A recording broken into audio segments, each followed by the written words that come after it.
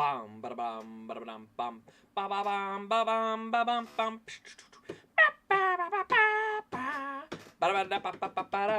No, I'm just kidding. Well, kind of kidding. Half kidding?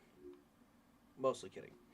Anyway, guys, welcome on in. Today we are enjoying Championship Week. Yes, we will be going through or reacting to the championship race. Let me know if you can hear me. I got my mic way down here.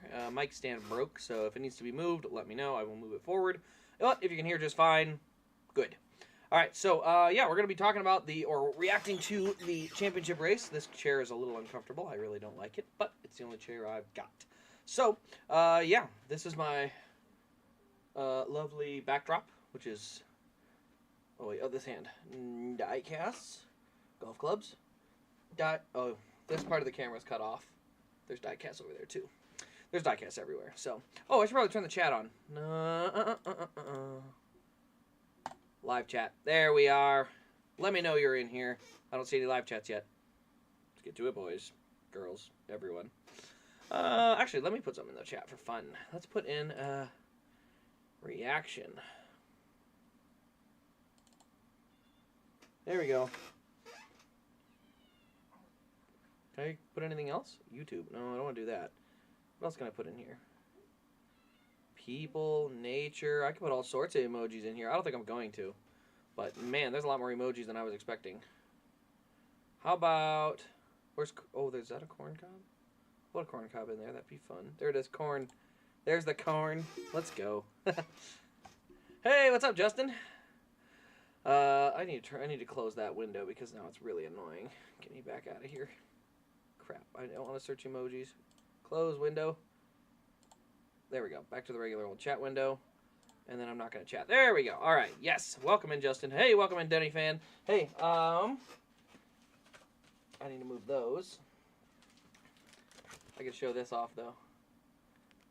I still need to get my frame. I just asked my sister, and she said I can take it to Hobby Lobby, and they'll get me the exact frame I need. But yes, I still have this thing sitting right here. It's awesome.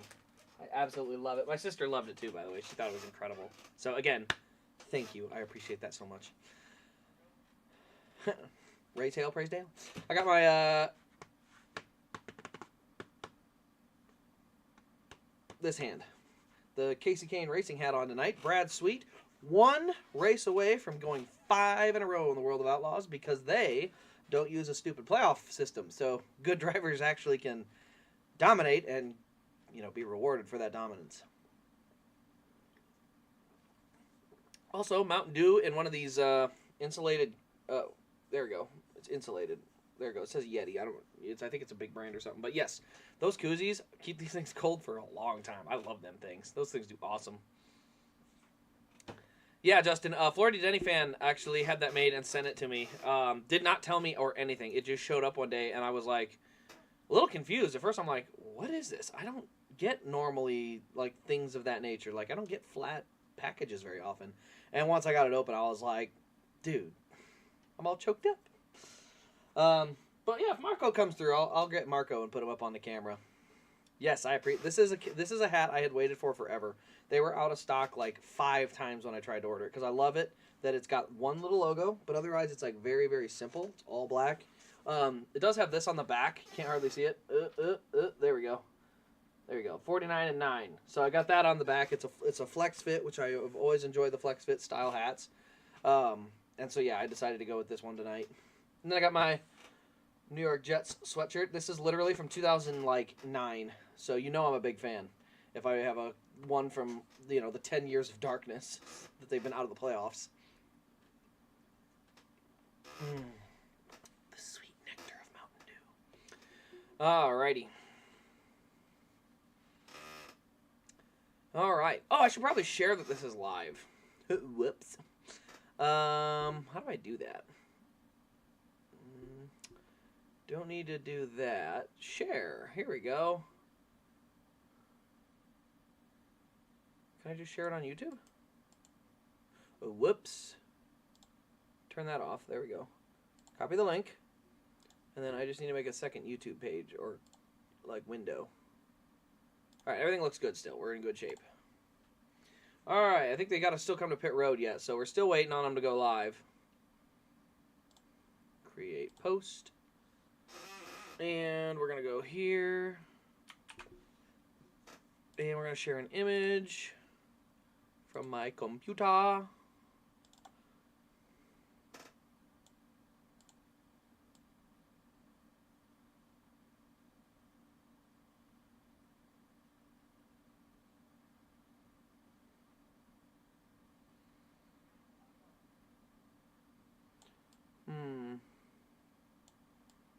Oops, need to change that preview a little bit. Oh, there we go. We'll leave it right there. Save it there. And post. Okay. There we go. Back to the chat. There we go. All right, so Thomas Rowan, and just like that, the Truck Series ends with its most insane season to date. Not the most insane, I don't think. There have been some wild truck seasons that I don't think people remember. There was a lot of times where there'd be like part-timers that came in and won. And I'm not talking cup guys. I'm talking part-time guys that would show up out of nowhere and come win these races. And it was like they would kind of surprise the world. But it has been an interesting season for sure. Like very unpredictable. I would go that way. We haven't really known who's going to win when. We have really no idea. Ty Majeski, he's not eligible for the championship, is he? No, he's out. That's what I thought. They were showing him on the thing. See, this, I'm going to point out, I've said it before in my reviews like 1,000 times, but I'm going to point it out. I don't know who's the championship for right now. They all of them have red banners. Like, every single one. I hate it. I can't figure out who's who. Not who's who. I kind of can tell by the leaderboard here on the, where's my hand? Nope. That side. The leaderboard over there. But the windshield banners on the trucks, you don't know the difference. Also, make sure you let me know if that volume's good, because like I said, the mic is broken. So it's just going to have to sit where it's going to sit. But I'm testing out this new camera thing. Hello. And making sure everything works. This is kind of a good test run for tomorrow and Sunday. And then future Diecast podcast with some help. Should be fun. Haven't decided anything concrete, but it's close. We're close. Honestly, I will say this. I don't have a preference for truck champion this year. Carson's fine. Grant's fine. Corey's fine. Of them all, I would say Ben Rhodes is my least favorite, but the ballsy call by the crew chief at Homestead still makes me kind of want to go for it.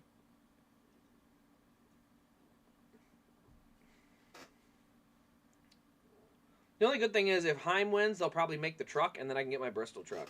Although I don't know if I'm going to keep it, so we'll see. But here we go, guys. We are coming to the green flag. Corey Heim on the bottom. It is Ty Majeski up top. Nick Sanchez, Zane Smith in row 2. We are green. Oh, we got a crash. Nope, never mind. Not a crash, but we had a lot of contact back in the field because Phoenix is a dumpster fire of a racetrack, and they have this stupid apron that's like 12 lanes wide. All right, into turn 1. Who is that? Ty Majeski gets away on the top. And now they're starting to sort themselves in line. But what's this? We've got a driver running out on a pit road. Oh my goodness. Could it be? It is. It's Dawson Cram here to challenge and change another Truck Series race. No, I'm just kidding. I like to pretend I hate... what's his name? I already forgot his name again. I like to pretend that I hate Dawson Cram. I don't hate him personally. But I do hate what happened in 2020. That's never going away. That's for life now. But out to the lead is Majeski. So Hyman's second. Rhodes is third. They're just kind of nose to tail. The score is broken for Fox. So congratulations, Fox. You can't even literally run that correctly.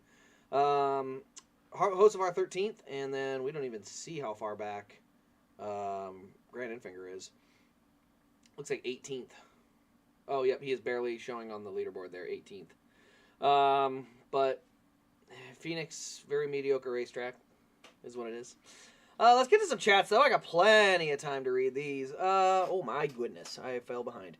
Well, track-wise, with North Wilkesboro coming back from the dead. Yeah, that's true. However, got to remember... Oh, wait, no, the trucks don't go to Iowa. I was going to say, next year, I am super pumped. Iowa Speedway coming in, like, I'm ready. I've been ready for that race forever. There's Derek Kraus in the 77. He's running in the 17th position.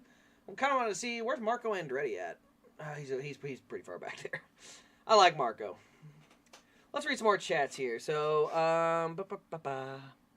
Oh, Stuart Friesen is around. Haley Deegan almost involved, as is the 9. All of them got through. I don't see any heavy damage. But Stuart Friesen just had a quick slide there and coming out of turn 4. But he's up and going again, and I don't see any major damage, so Fox's cameras haven't caught anybody else with major damage either. By the way, shout out to Fox Sports for today showing their dedication to this sport by not having anybody at the racetrack, having the booth, if you've seen it, 6 TVs and a curtain behind 3 people. I could almost do that. I'm like a couple TVs and a microphone away. I'm that far off. Like, I'm only that far from being able to do it. And I don't even have half the cameras. I don't know. So yeah, shout out to Fox for being very mediocre at best. I hope they never come back. Honestly, that's pathetic. Let's see here. So I'm a little surprised Josh Berry hasn't won, but you look at his wins last year. Charlotte, Noah Gragson was the fastest, but he was down 7 cylinders. And he still finished 4th. Like, that's how fast the 9 car was. So there was a lot of races where Berry would finish 2nd that Noah was the better car. Las Vegas was another one. Now, the year before, he won at Martinsville. That's only 2 races. Actually, it's only 1 race a year. They don't even race there in the spring anymore. So, I'm not surprised. I didn't see a breakout year coming from Berry where he goes out and wins a boatload of races. Most surprising in the Xfinity Series this year, probably Sam Mayer. He has really not run as well as I thought, but he has stolen some wins. He's done a very good job of that. Also, by the way, we're under commercial already, 6 laps in, so I'd like to say I'm surprised, but yeah. All right, let's see here. Gotten so many diecasts from the reviews. I can fix that. I can help you with that. Also, the coolest part about all this is I have a camera in front of me now, which means I can literally reach over under the shelf, open up a box, open up what's inside the box, open up the car that's in the box, and I just pulled the diecast out like that. It took that long. Look at that. I just pulled this out of the box right next to me. The camera's weird right now, but I pulled out this. This is Jimmy Johnson's Fontana win from like 2007. The camera is not centered, by the way. That's how I have this weird square shot. It's actually a full camera lens shot. But yeah, this is his Fontana win from 2007. So I just randomly reached over and pulled that out, but that's really fun. I like being able to do that. I got so many cars over there. I can pull out some more too. I can't wait to have an official booth set up though, where I can actually get to cars really quickly. So on a stream or a live thing of some kind, if somebody says, "Hey, I want to see this car," I can go to the case, pop the cover or pop the window open, and then just pull it out. Like I want them to be that accessible. So got some work to do before we get there, but it's a goal. Let's see here. Dawson Cram nightmares are real, dude. Yes, they haunt me to this day.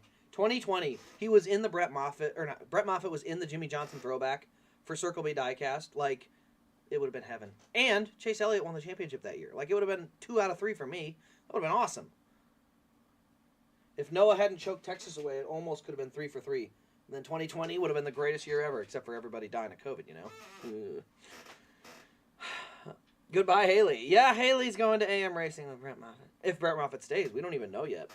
I'm kind of curious to see if there's any potential offers on the table for Brett in other series or competitive rides. Oops. Let's see. Am I getting any more 2022 Kevin Harvick Richmond wins? I don't think so. Those suckers are expensive. I'm sure that's why you're asking, is because they're tough to find right now. Yeah, I don't have any more left. I do have one Elite. With the pin that I have, like, I always get one of each car in an Elite. I don't necessarily keep them all, so someday it may get sold, but, I mean, the bad news is if I sell it later, it's going to be, you know, the same price as the eBay ones. Like, I don't typically list them super cheap, because I still got to turn around and get more cars, so, but, yeah, I do have one left. It's sitting over there, but, yeah, unfortunately, I got to do a couple videos with all the 2022s before I'm ready to sell anything else from that season, but it will happen. I don't know if I'll keep that one. That's probably his final career win. So I do like to keep some of those, especially with the pins and stuff. Let's see. Daytona should be the season finale. Oh gosh, no. I can't handle that. I mean, honestly, I'd be okay with it. Daytona as the season finale if there's no playoff system. Then everyone's going to watch the season finale. But the best part about it is the championship should be decided by then, and guys can just go out and race. Like, if it's locked up a week early, nobody cares. It's Daytona, you know? And if it's not locked up a week early, guys are going to really have to decide how they want a point race. Good gosh, they're 4 wide and they're not even into corner 1 yet. Wow. Huge corner from Corey Heim, but he can't clear. Looks like Majeski's going to get back on the outside. I hate Phoenix. I hate that dogleg crap on the front stretch. I really do. I mean, it was literally designed to create chaos. Like, it wasn't even designed to be raceable. It was just designed to create chaos, which I just find disgusting.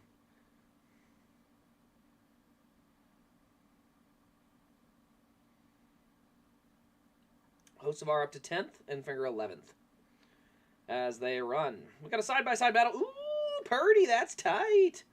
Who was that? Purdy and Taylor Gray, real tight off the corner. That was a close one. Let's see here. Virtual booth for 3 straight years in the trucks. Yeah, I mean, it's pathetic. The virtual booth, that's what I've got. This is a virtual booth. I'm watching TV and telling you what's happening. I'm as good as not Wendy Venturini. Jamie Little. Poor Jamie. Yeah, I can't stand the digital booth or whatever they want to call it. Dude, yeah, like I said, Daytona, I wouldn't, if they went back to the old playoff system, I'm fine with that. Or Atlanta even. You know, that hosted finales for a while, but like, it's the points. You can't have winner of Daytona be a champion and still say, it's the most legitimate championship series. Nobody believes that. I believe Steve Phelps called it that. It's the best point system in racing. And it's like, nobody believes that. Not even the fans who like it believe that. They can like it and still say, it's pretty flawed. Jimmy Jam. Yeah, I have I should pull out his 7-time champion car. I got all weekend, though. I'll pull that out probably on Sunday. Because Sunday's a long race, so I'm going to pull out a lot of cars on Sunday for fun. Let's see here. Do you have Kevin Harvick's 2014 championship car? Yes, I do. I actually got it just last year at Bristol. Got his Phoenix. Now, it is his Homestead win. I don't have the one with the championship logo on the roof anymore. I sold all those off and decided to go to 1/64th scale. So I'd have more room. So I do not have the one with the logo on the roof anymore. The only car I have with the logo on the roof still is Chase. Because they never made Brett Moffitt's. But otherwise, no, I don't collect those anymore. I decided to kind of shift my collection to the 1/64s instead. Let's see. Finally got a 1/18th scale case for the Jimmy Johnson Indy car. Oh, wow, that's cool. I've got that 1/18th lit case, but both the cars I have are matte color, so the lights don't look good. I really want to find a case for the 1/18th scale sprint cars because I just, a couple weeks ago, got Casey Kane's for 2023 in, and Austin McCarl's. Those are the two I kept from this year, is Austin McCarl and Casey Kane. I also kept Brian Brown and Casey Kane from last year. So I kind of try to keep only about 2 a year. I don't really like to have too many cars. But there is a Knoxville Nationals car from Donnie Schatz that I want to get. So I got to go find out if those are out yet or not.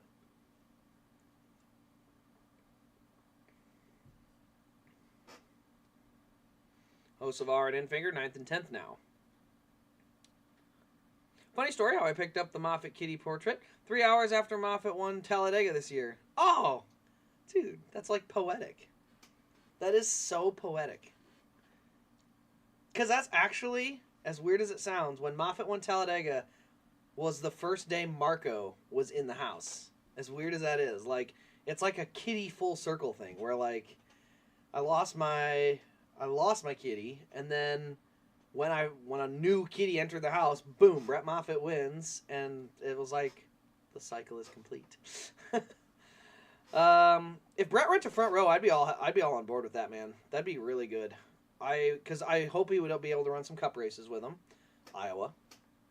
But also, I would love it for him to have opportunities with other teams too. Like if he could run some Xfinity with AM on a part-time basis, or even as much as a full-time. Like I know he likes to race everything. So, like, for him to be able to run, almost full-time Xfinity, almost or totally full-time truck, like, I just like to see him race.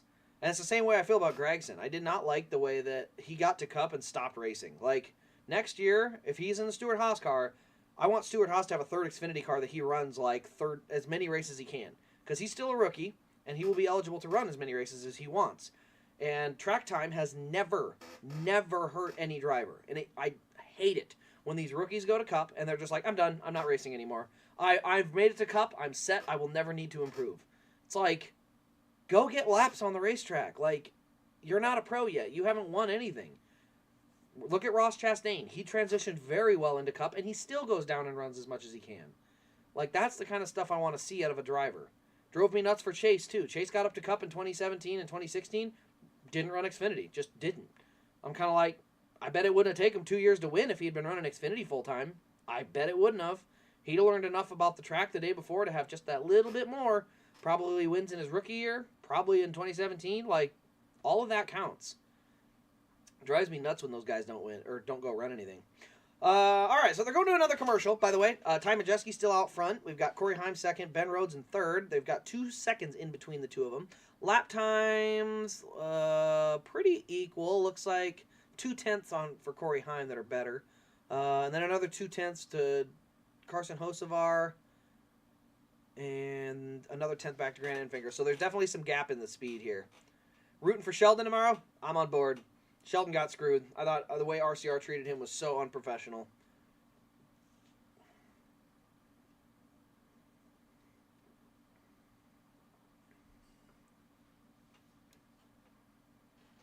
Watching the NASCAR Craftsman Truck Series right now on your YouTube TV.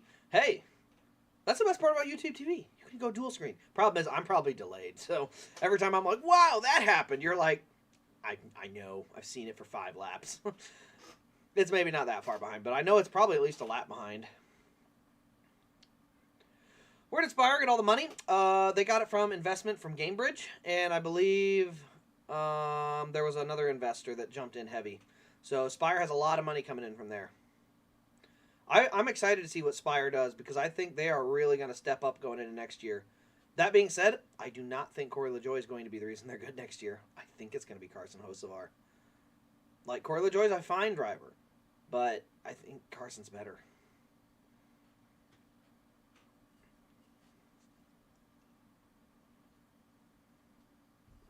Can't tell. That's the only downside. This koozie is so heavy, I don't know if it's empty or full.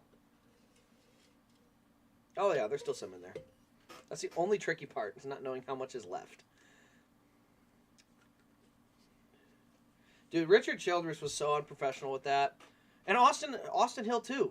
Austin Hill was side-by-side down the backstretch and decided to hook left and door the guy and brake. That's why they ran into the corner so slow. He broke Creed's car. He doored him so hard he broke something. And then when they go into 3 and he has to slow down to make the corner, he gets all mad that he rammed into the back of him. Trying to spin him, by the way. He spiked the gas pedal on the SMT data trying to spin Sheldon Creed out. Like, Austin Hill raced Sheldon Creed so dirty and then got the bad end of it and then threw a tantrum. Like, sorry, I have nothing for Austin Hill on that. That was bad. Ben Rhodes and Carson Hocevar. I got Carson. Not as much Ben, but frankly, I don't have a huge preference on who wins this title. It's not like last year, not even Truck Series last year, but last year in Xfinity where I'm just like, Gragson? And Gibbs was like, no, not Gibbs. But Gibbs got it anyway. Just like in Cup, I didn't want Logano. Logano got it anyway. So, last year was torture.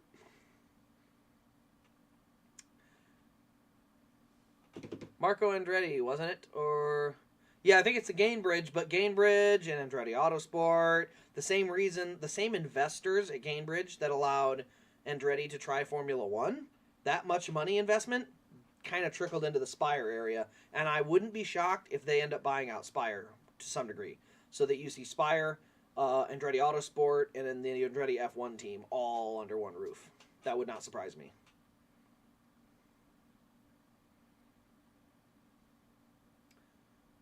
Hocevar up to 8th, and Finger up to 9th. So they're kind of slowly working their way forward. Actually, by the lap time, Hocevar is the faster of the playoff cars at the moment. So as the run goes, 30 laps in, Looks like that host of our car starts to come to life. Problem is, he definitely needs to get further up than, what is he, 8th? So he definitely's got to get closer to the front to have a shot. But on the lap timer, he's got good pace.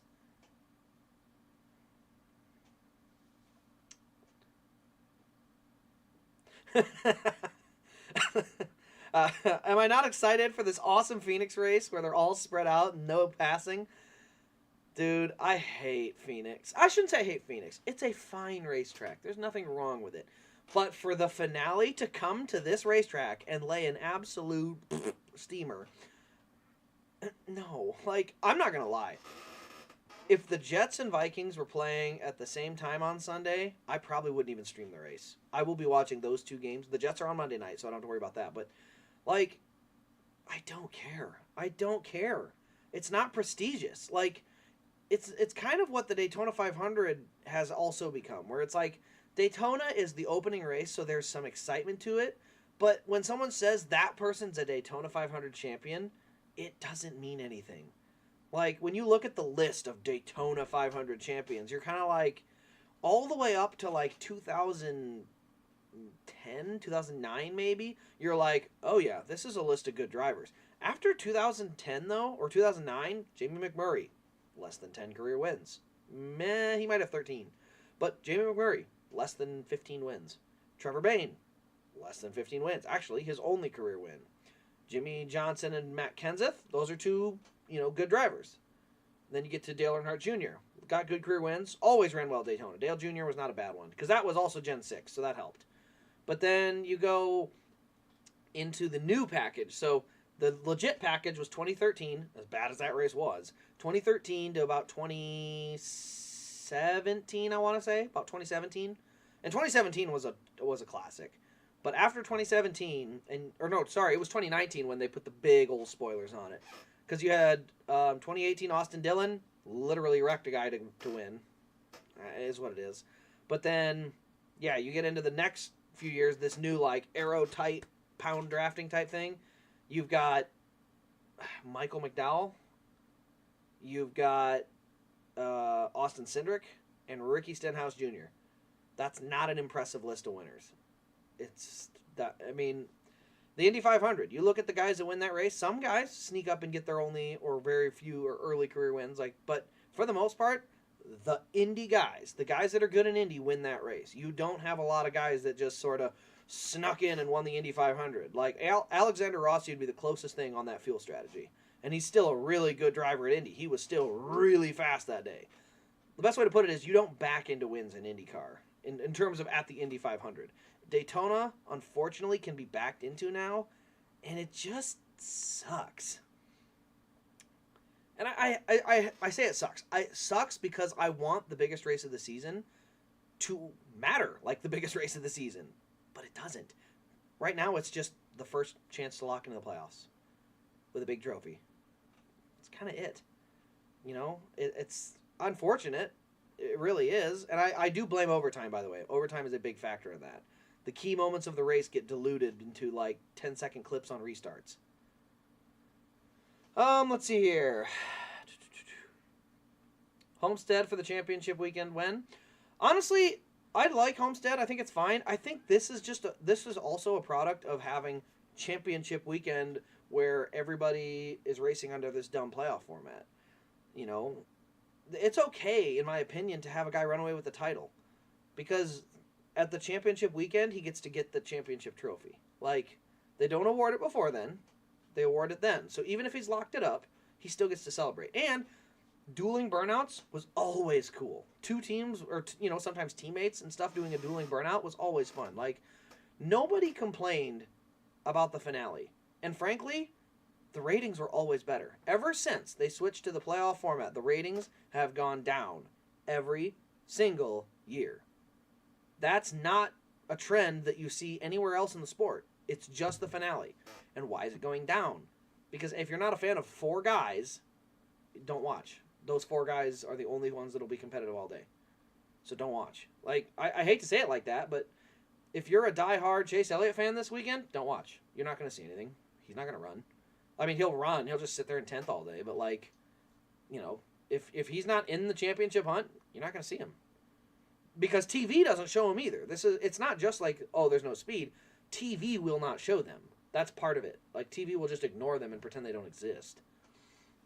So, yes, Jamie did win the Brickyard. I will say, Jamie had a great 2010 season. I will definitely not take that away from him. However, I will say, if we look at the best drivers in the sport, Jamie McMurray is not one who's going to come to mind. You know, Ryan Blaney might, because he's been so good at Daytona, Talladega type tracks, but Jamie McMurray is not one of them.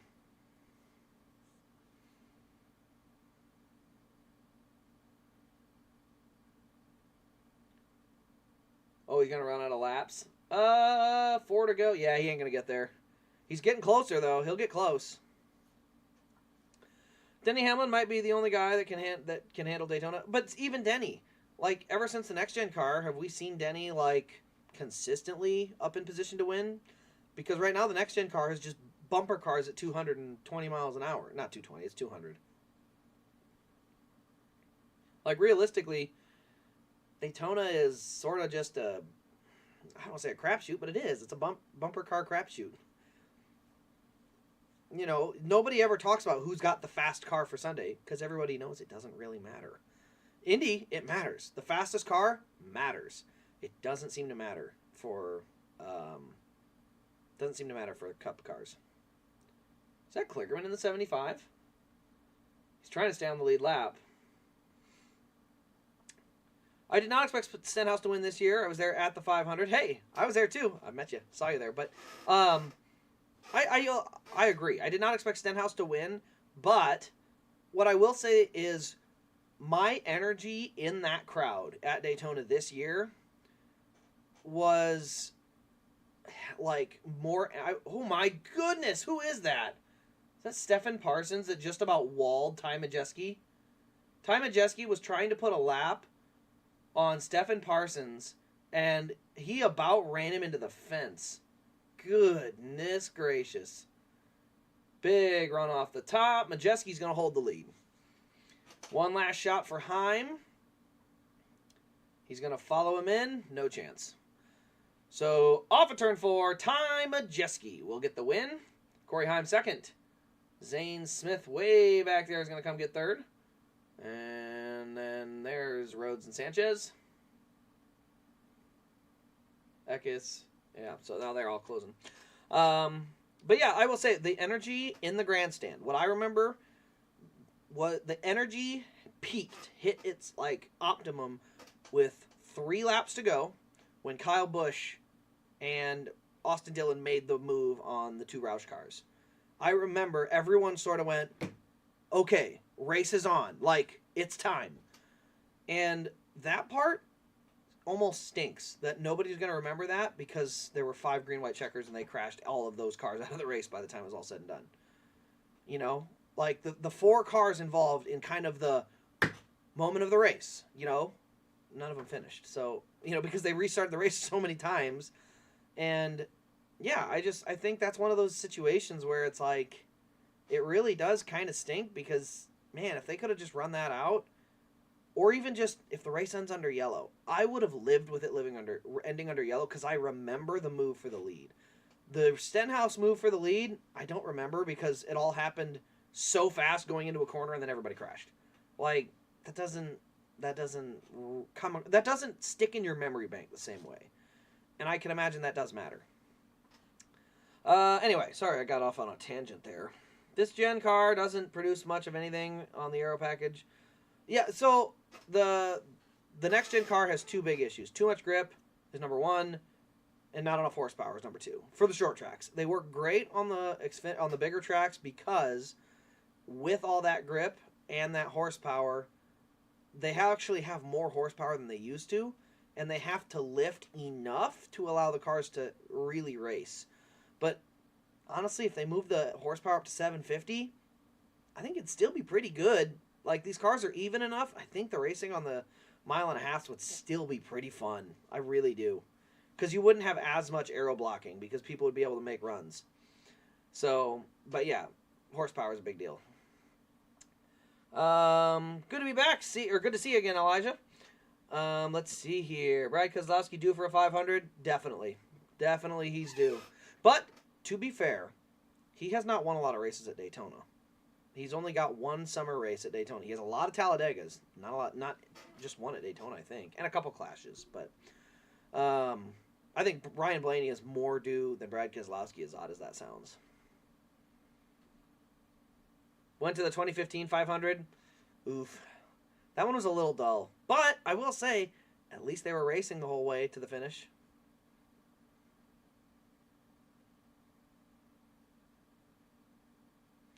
Yeah, I always wish that NASCAR would get rid of the playoffs because we never get to have that real tight, intense championship battle. 2011 is a perfect example of something building up. It was 9 weeks of build-up between Tony Stewart, Carl Edwards, neck and neck the whole way.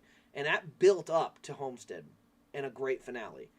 But you have build-up. That's the problem, is NASCAR forgot, to have a special moment, you need to build up. A perfect example is 2018 Chicagoland.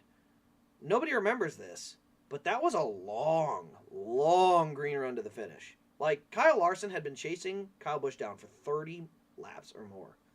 So when you're chasing a guy down for 30 or more laps, that sort of opens that door or that pinnacle where you have all the energy building. Everyone's like, can he get there? Can he get there? Can he get there? He got there! And then the finish happens.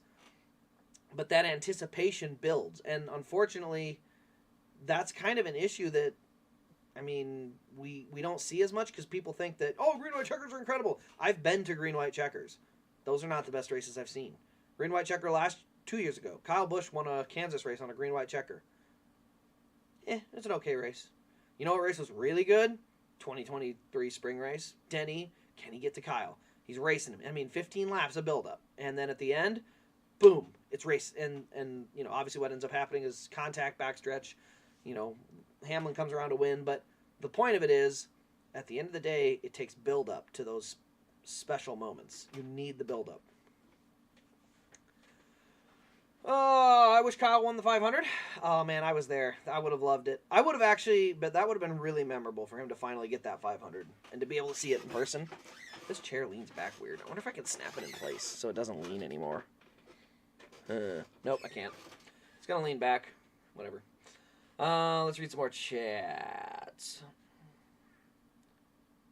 The Coke 400 seemed electric. Yeah, I mean, the thing is, that race doesn't have the prestige, but everybody kind of remembers them the same because the prestige, like Indy, takes build-up. You used to have 3 weeks of speed weeks, the Clash, or the Bud Shootout, whatever you want to call it. Qualifying was a week beforehand on a Sunday, and then they had a full week in Daytona practicing and doing stuff. And the way that they have cut that down to literally a Wednesday to Sunday is terrible. Terrible. Look at spring training. It goes on for months because all the retired people flock down to Florida, and they get to go around to all the games and see everything and vacation at the beach, and it's kind of a getaway. Daytona was the same way for race fans. Now that they've crunched it into a 5-day window, it's not that special. I'm sorry to say, it's not. And by the way, I have said that to, I'm not going to say who, but a NASCAR Cup Series driver. I have said that to them, and they said, yeah, we've noticed. They know. They know the prestige is disappearing from that race, and they are not happy about it either, by the way. Wait, sorry, I read that one already. Yeah, I mean, I don't think they're going to get rid of the format, but they need to. For the long-term health of the sport. It's one of those things that, and this is what bothers me, the TV ratings like it, but it's not a gimmick. That's exactly what the definition of a gimmick is. Something that is designed to entice and grab people's attention. That's exactly what a gimmick is. Like, by the definition of what they call the playoffs, it's a gimmick. Let's see here. What are my thoughts on the new Ford Mustang? Dude, that thing is sharp. I really like the new Mustang. I'm kind of glad Noah's in a Mustang, actually, because it's not confirmed, but everyone's rumoring him to the 10. So, I'm not going to lie. I like that Mustang. That's a good-looking car. Who's to blame for this playoff format? Some drunk guy that used to run the sport named Brian France. That's right. He had no, I don't want to say problem, but he had no respect for the integrity of it. And he is, till to this day, he always talks about how, oh, what's more fun? What's more fun, jumping off a bridge or slowly building something? It's kind of like the prestige of slowly building something is something that lasts longer. Utter chaos and pandemonium. There's a reason nobody talks about the WWE 5 days later.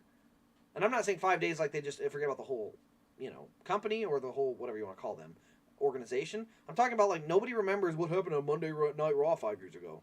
Nobody cares. They don't matter. People remember the things that had a lot of build-up and took build-up, which would be like those big feuds that they always had. And, there were like 12 different run-ins between these two wrestlers. That was how people would remember stuff, but they didn't really remember random one-off things on a Monday Night Raw. And that's kind of how it works, and it's always worked like that. I must be the only one on the internet who likes the playoffs. Well, I guess the best way to put it is this. Not if you like or dislike the playoffs, but do you look back at the list of champions since 2014, and can you confidently say that champion was the best driver of the season? That guy was the best. He earned it because he's the best. And the format, or not the format, but the way a championship was decided didn't really change that. Now, I hate the comparison to the Super Bowl. Hey, you never know. Any given Sunday. Sure, that's fine. The problem is, in the Super Bowl, you won every game to get to the Super Bowl and win. That's not how this playoff system works. Matt Crafton didn't win a single race and won it because everyone else just happened to be a little bit worse that day. Racing and football are totally different. You cannot compare the two. They're not comparable sports. And you notice there's a lot of other racing series that laugh at the idea of resetting points because resetting points is dumb. I mean, I'll say it. Resetting the score midway into the event is dumb.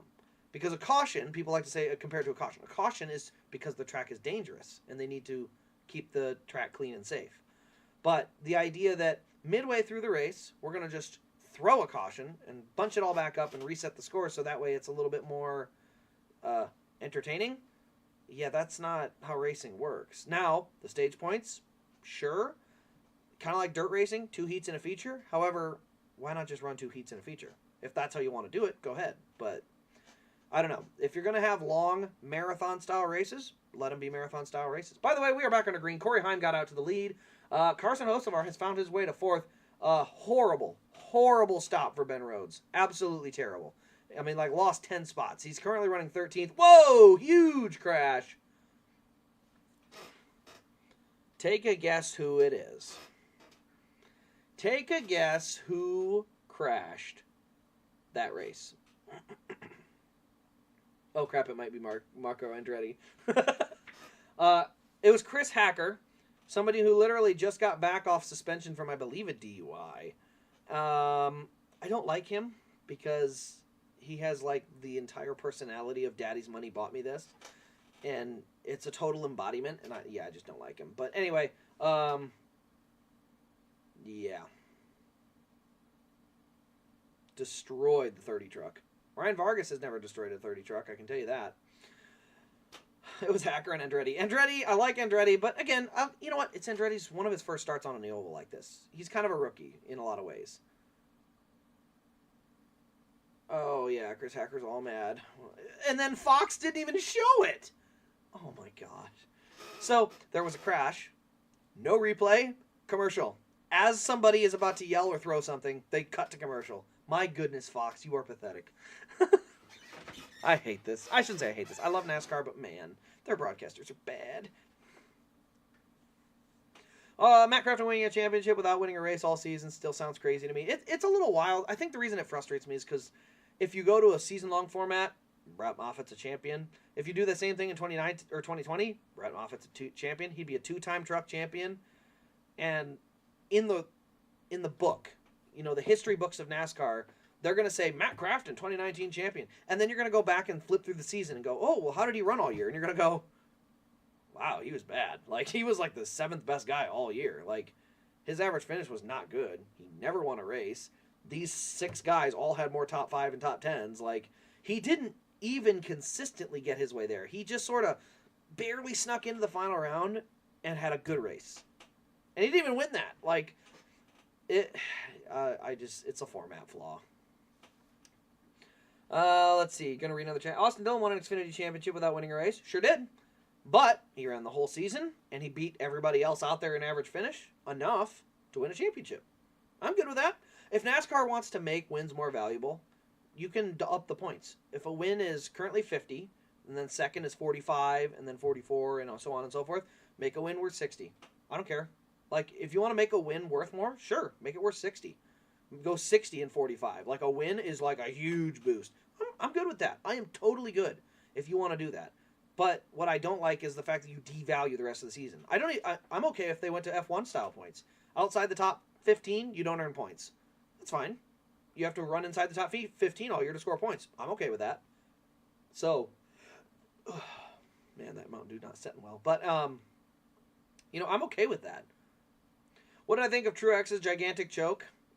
Honestly, I wasn't shocked because Truex had a hot streak at a lot of his good tracks, but those tracks don't translate to the playoffs.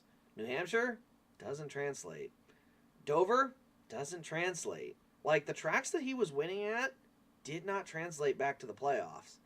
So, I'm not shocked. I'm really not. He had a hot stretch, but yeah, I was not surprised when he went out as bad as he was running all playoffs.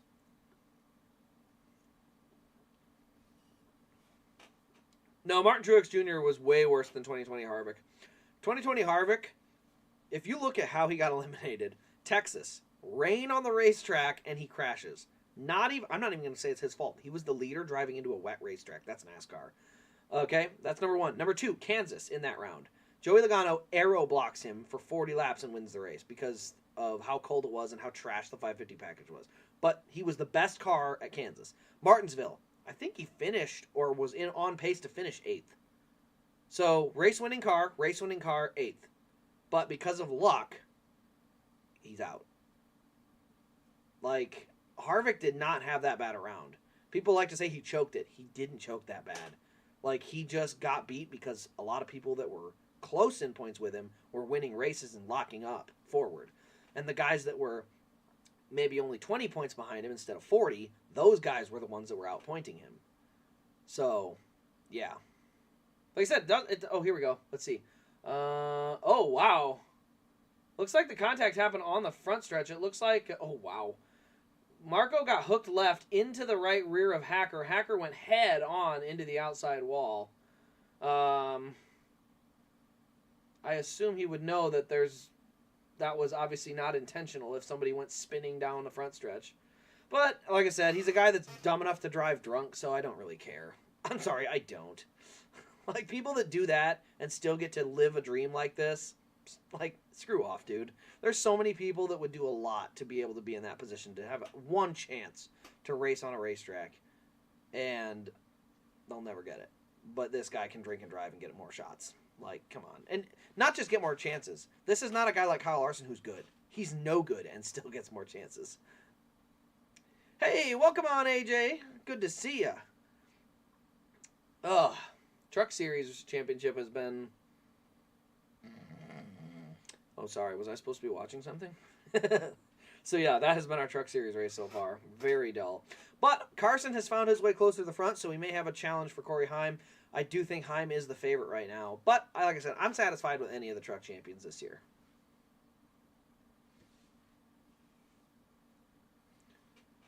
Yeah, Tyler Reddick did great this year. I was glad to see him perform as well. I got to see him win a race. That was kind of cool. And so I thought it was cool to see Tyler Reddick run as well as he did.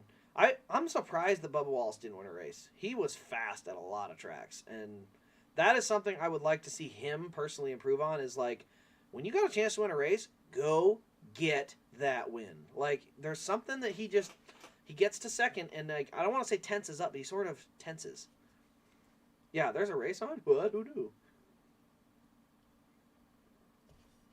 That Mountain Dew is so smooth.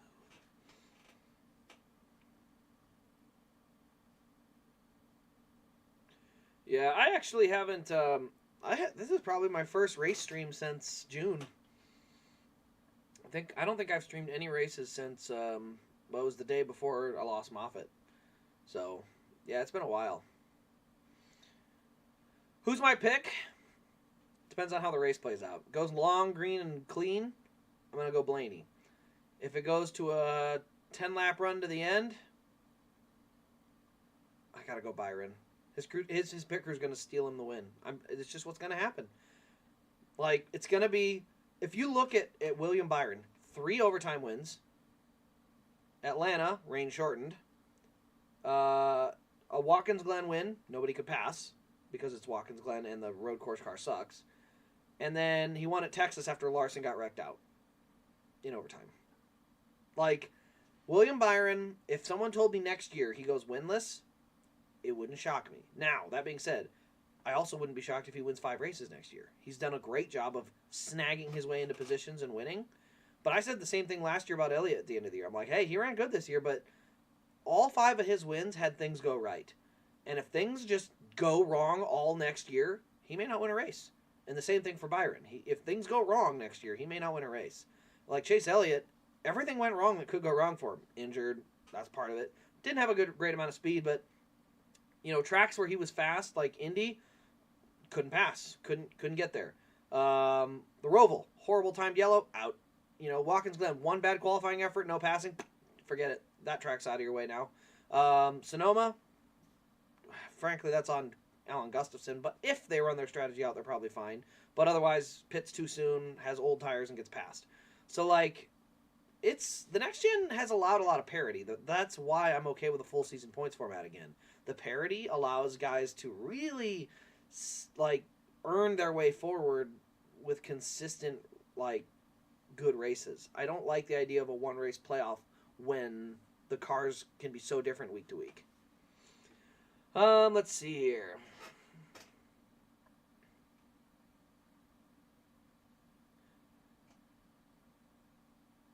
Well, thank you, Aaron. I appreciate that. Aaron said he loves the analysis. Ryan Blaney was fast in practice. I did see that, but I also saw Christopher Bell was fast on the 1 lap, and he's probably going to win the pole because all Bell does is win poles. I think Bubba should have won the 2022 Daytona 500. He definitely had a shot, but to be completely honest, Ryan Blaney should have won it. And here's why. Ryan Blaney expected his teammate to race him clean because they're teammates, and his teammate instead put him in the fence. And everyone will say, oh, it's for a Daytona 500. The only reason you were in the lead was because of your teammate. So when it comes down to the last 100 yards before the checkered flag, I think you sort of have to say, hey, one of us is going to win. Because if you wall him 100 feet earlier, Bubba Wallace comes through and wins a race, and you have 2 Penske cars in the wall for the 2nd straight year. Like, that would be an ugly, ugly look.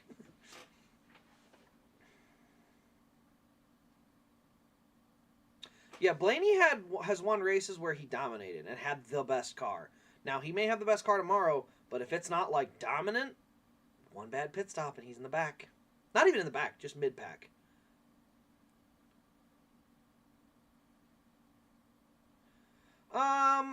I don't know about that. I really do think it's going to come down to who gets the lead on the last restart. I don't think you'll have a pass for the lead. It will be whoever gets out in front on the last restart of the race wins, whether that's with 150 to go or 5 to go.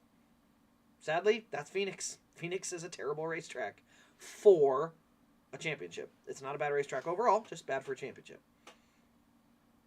By the way, I have 3 bets still alive. I bet at the beginning of the playoffs at Kansas, I had bonus bets from DraftKings, and I put a bunch of bets on different race car drivers to win the championship, because it was like, I have free bets. I'm going to win one of these, because I'm picking good guys. But there's one guy I do not have picked, and it's Ryan Blaney. If Ryan Blaney wins, I win $0.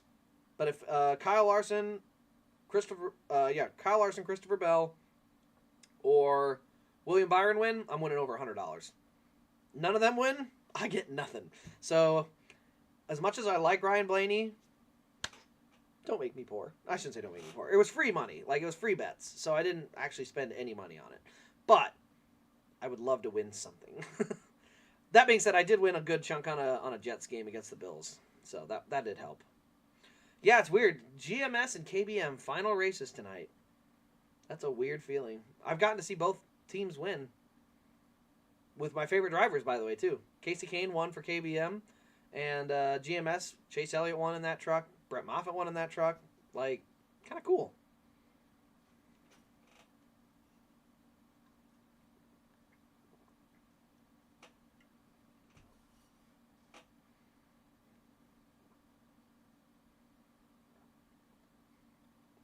right, so through turns 1 and 2. Heim time back to the lead. Meanwhile, Hocevar is going to have to battle with Grant Enfinger, and he's going to lose that battle right away. Here comes Enfinger on the top. He's looking at the top of Taylor. That's Taylor Gray. So here comes Enfinger. He is looking for 4th. Meanwhile, back in the pack, Raja and... Ooh, that was close. Raja and Matt Crafton were really squeezing each other tight. Meanwhile, ooh, wow. Hocevar really sliding back. He tried to run the top of 1 and 2 and just went way too high. I think Elliott will be fine next year. No. Personally, it's a crew chief change that's needed. There is a crew chief change needed. They cannot unload that slow in the next gen car. You have to have more speed than that. And the problem is Alan Gustafson, and this is something that has happened for his whole career. He is unwilling to steal wins. Now, Martinsville, I'll give him credit. They tried something. But in their situation where you had to have a win and you were running 15th all day, I mean, no offense, yeah, you should try something. That should be obvious. You need to try something when you're running 6th. Like, oh, we're running 6th all day. We don't really have a race winning car. Okay, go for the win. Try something. That's why Chad Knaus is such a good crew chief. Because he would take Jimmy Johnson running 6th and say, well, I don't think we can win. So we're going to run as long as we can on this fuel run. Caution comes out, boom, Jimmy Johnson's leader, everyone's a lap down. Now on the restart, he gets to start out front with fresh tires, run off, win the race. And it was all strategy. And that's the part that stinks, is because, yes, they unload slow, but throughout the race, between Chase and Allen, they do get the car faster by the end of the race. They're very good at improving the car. They're unloading with no speed, and they're not taking advantage of any strategy to get up front. Those two things are killing them. To be fair, though, they would still have one of the best average finishes of the year between them. They've done very well this year in terms of average finish. Problem is, championships aren't decided that way anymore. You know, come tomorrow, if William Byron's running 13th all day, Rudy Fugel's going to stay out. He's going to go 2-tire. He's going to gamble. Cliff Daniels, if they're not running up front and they're not sure if they can win, 2 tires. You know, stay long, pit short pit. They will pull strategy. Alan Gustafson never pulled strategy. The good news was, when they won that championship in 2020, their car was so freaking fast, they didn't need strategy. They could pit 5 laps later, and it didn't matter. Because that car was so much faster than everybody else that it didn't matter. He could just run past them. Got a lot of contact there on the front. Let's see here. Raja comes up the track. He's looking at Bailey Curry, and Bailey ignores him and just walls him. So there is some fender damage to the 24. It's a pretty good tire rub. I would probably think they're going to come pit here in the next lap or so. There's a lot of rubbing, although the smoke is gone, but there was a lot of rubbing on that tire. I think I would come pit, because that left front's going to lose its pressure here soon. I would want him to pit next lap if I could. Let's see here. Can we agree that the Championship 4 cars are always incredibly illegal compared to the rest of the field? NASCAR would never take a win away.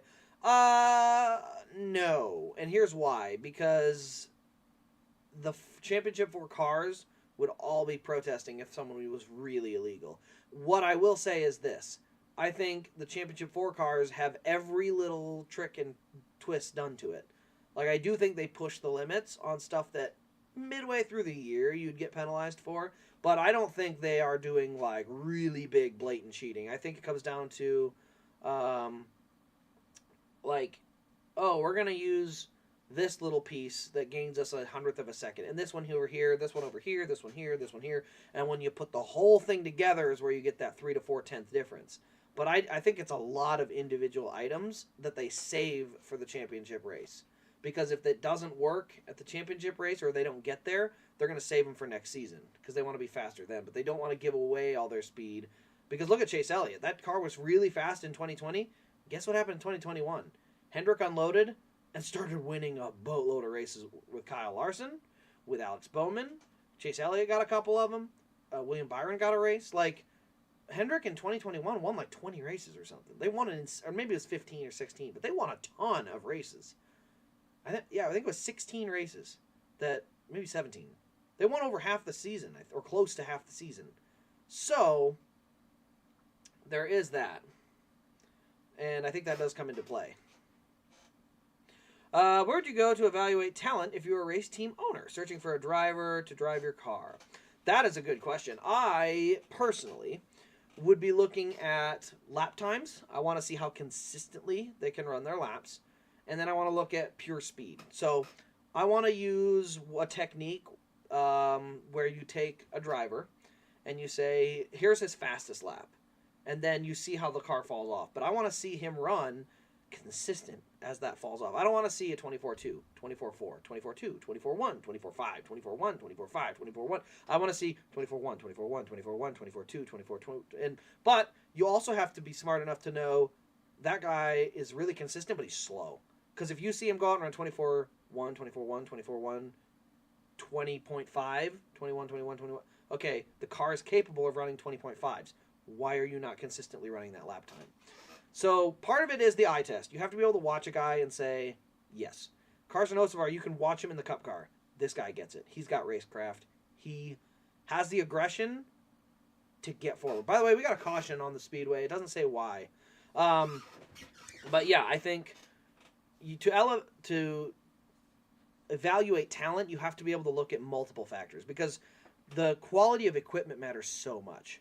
I mean, right now, people, if they just turned on Xfinity and watched and didn't know anything, they would say, oh, Riley Herbst is clearly a better driver than Brett Moffitt. I think we all know that's not true. We all would know that if Brett Moffitt was in that 98, he'd have like 6 wins. So then that question becomes, all right, how do you evaluate the talent? And in Xfinity, I think you have to look at driver result versus his replacement.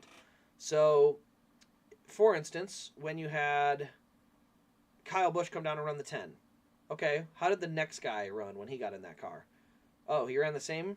Okay, that's pretty good news. Like, he ran very similar lap times to Kyle Busch. Also, you got to see how they're running against their teammates.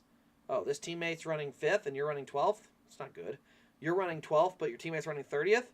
Okay, that might be good. Like, the overall result has to factor in the quality of the vehicle. Raja or Tyler Hill. They haven't told us yet. So Tyler Hill spins from 31st. Okay, it's on the timeline. Thanks a lot, Fox, by the way. There's a caution in a championship race and we're not going to see it. I can't express. I can't.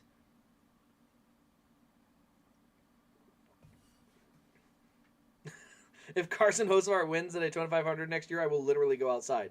Me too. I like going outside. Yeah, it just looks like it was Tyler Hill.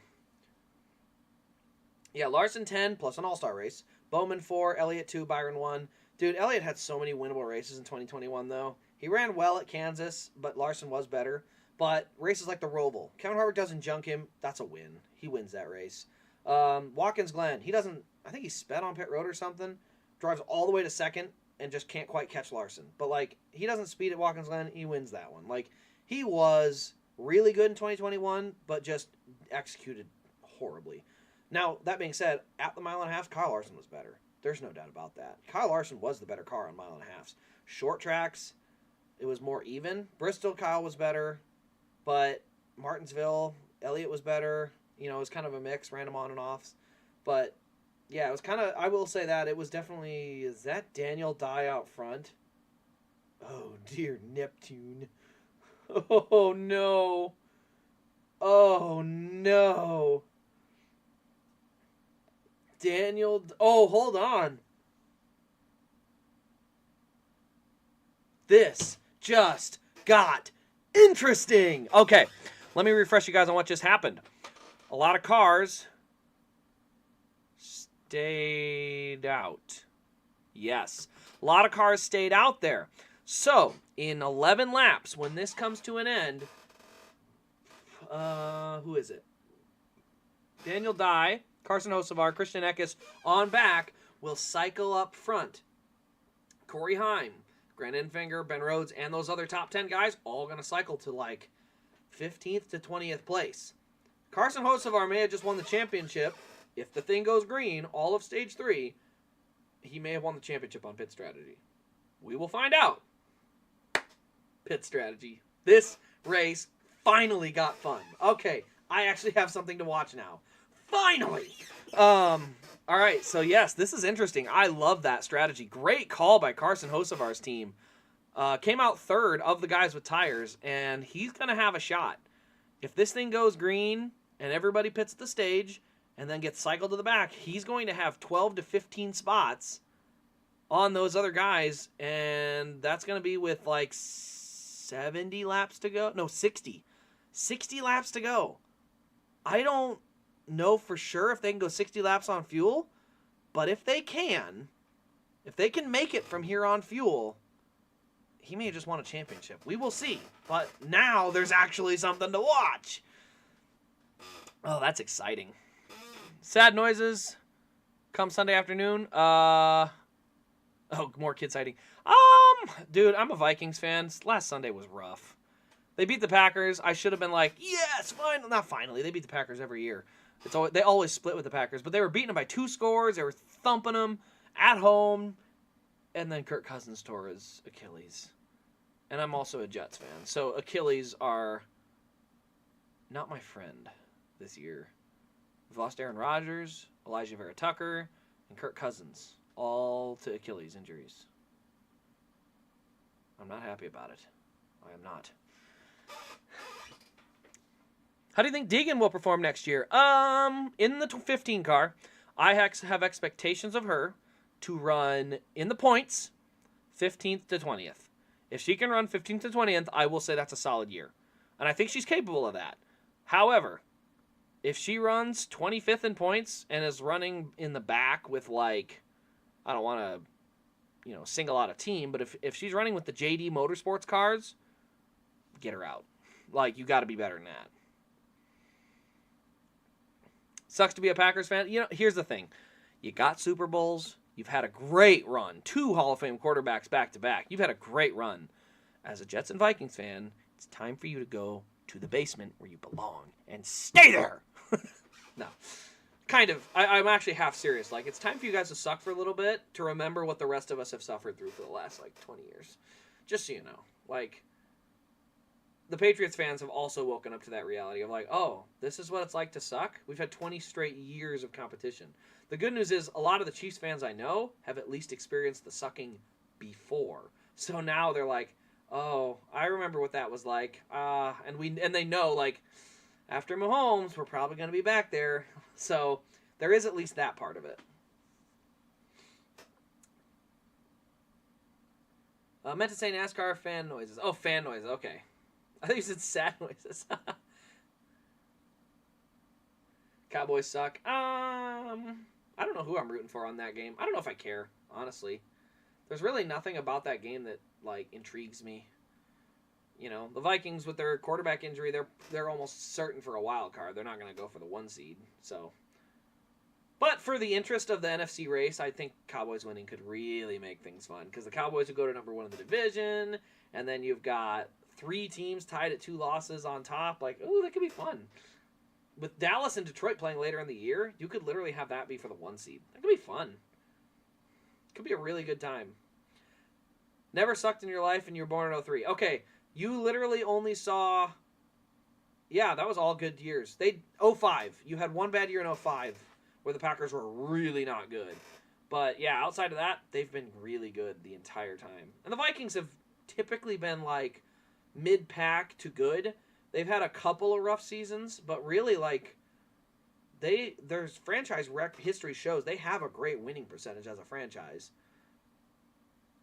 But yeah, and they've done that without any Hall of Fame quarterbacks. That's the cool part. Is if they ever got a good Hall of Fame quarterback combo going, they would be Patriots level good. I shouldn't say good, but in the history books, they're already top 10 in win percentage, and they've had no franchise quarterbacks.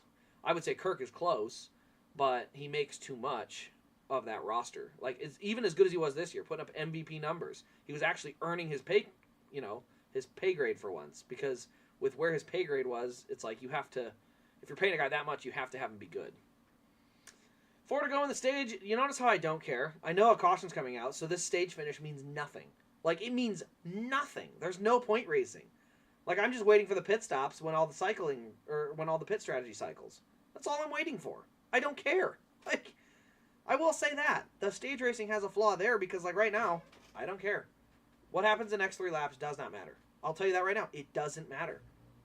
You know, right now, if Corey Heim decided to just stall his car and go to the back of the lead lap, it would matter a little bit for track position. A little, but not much. So, like, right now, this race for the lead, kind of irrelevant. So, we'll just sit here and watch. But Heim's coming to the white flag. So, 1 to go. He'll probably win the stage. And then it'll be Zane Smith and Ty Majeski, barring any crazy last lap moves. Christian Eckes in 4th. He had a good year. Christian Eckes did surprise me this year. And then once we come around, then it'll be good. Is Mac Jones the new time in New England over? I don't know about that yet. Not yet. You got to realize he has no weapons to throw to. I don't know if it's a quarterback issue. Now, is he the next Tom Brady? No, he's not. But I think we got to give him a little bit of a break on having no weapons to throw to. Patriots fan there. Jets fan. Hate you. I'm not going to flip you off because I want to stay on YouTube. Commanders still suck, and it's hard to watch. Dude, the Commanders are feisty, but they cannot get out of their own way. Now, new ownership may change that. I love the Eric Bieniemy hire. I think that's a great move, but I think their talent level just isn't there this year. They're still a year away, at least. And they have some good draft capital coming forward. So, Ron Rivera needs to go, for sure, but I like Eric Bieniemy on the offense. I think he's a good coordinator. Give him a good quarterback and see what he can do. Still won't forgive Vikings fans for loving them breaking Rodgers' collarbone. I'm sorry, I can't agree there. I don't think anyone enjoyed him breaking his collarbone. But here's what I will say. The jokes wrote themselves because of how angry the Packer fans were. So when everyone always used to say, like, Aaron Rodgers walked into a bar, like, that was not because everyone was happy Aaron Rodgers was hurt. That was more of a joke at the outrage from the fans. And here's why I'll say that, Elijah. And you might agree with me here. The outrage from that injury is what created the modern day roughing the passer rules, where you can't land near them, you can't hit them high or low, you can, like, all those really bad roughing the passer penalties that everybody hates. It stems from that injury. And not that injury specifically, but all the outrage that the fans had. And it wasn't just Packer fans. It was like national media and stuff too. But I'm just pointing it out. That injury doesn't happen, we probably don't have these horrifyingly bad roughing the passer calls. And even if that injury happens and people just sort of say, hey, sometimes you get hurt, that's what happens.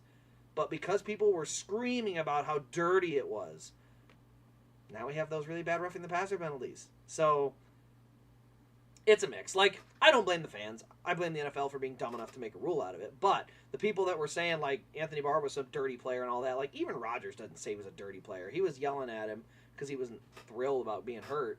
But he even said later on, like, oh, no, I wasn't, like, mad. Like, it was more of a, back and forth.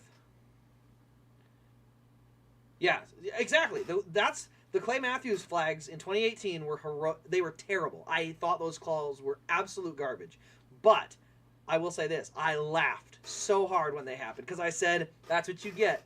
Like, you get those flags because you whined and cried about the Rodgers injury. Look, it sucks. It sucks that Aaron Rodgers gets hurt. But I also don't need rules put in place. Like, that rule came because of all the complaining, and then they got the bad end of the rule the next year, so I'm kind of like, I don't care. Like, you asked for it, this is what you get. But yes, I agree. Like, if they could get rid of the rule, I would immediately retract that and still say, yeah, those calls sucked. They were bad calls. One of them allowed the Vikings to tie a game up in Lambeau. They probably shouldn't have tied the game up in. No, they definitely shouldn't have. But at the same time, it was kind of that thing where it's like, any other team, that's a bad call and we didn't deserve it. Because it was the team that ended up kind of creating the rule, I don't care. Like, that was my approach.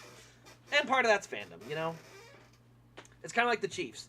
If the Chiefs get screwed on a bad holding call this year in a big playoff game, I don't care. Because I've watched them get the good end of that stick like 5 times this year. So it's like, to get the rotten end of the stick once, I don't care. Because you've gotten the good end so many times that you're sort of due the bad end.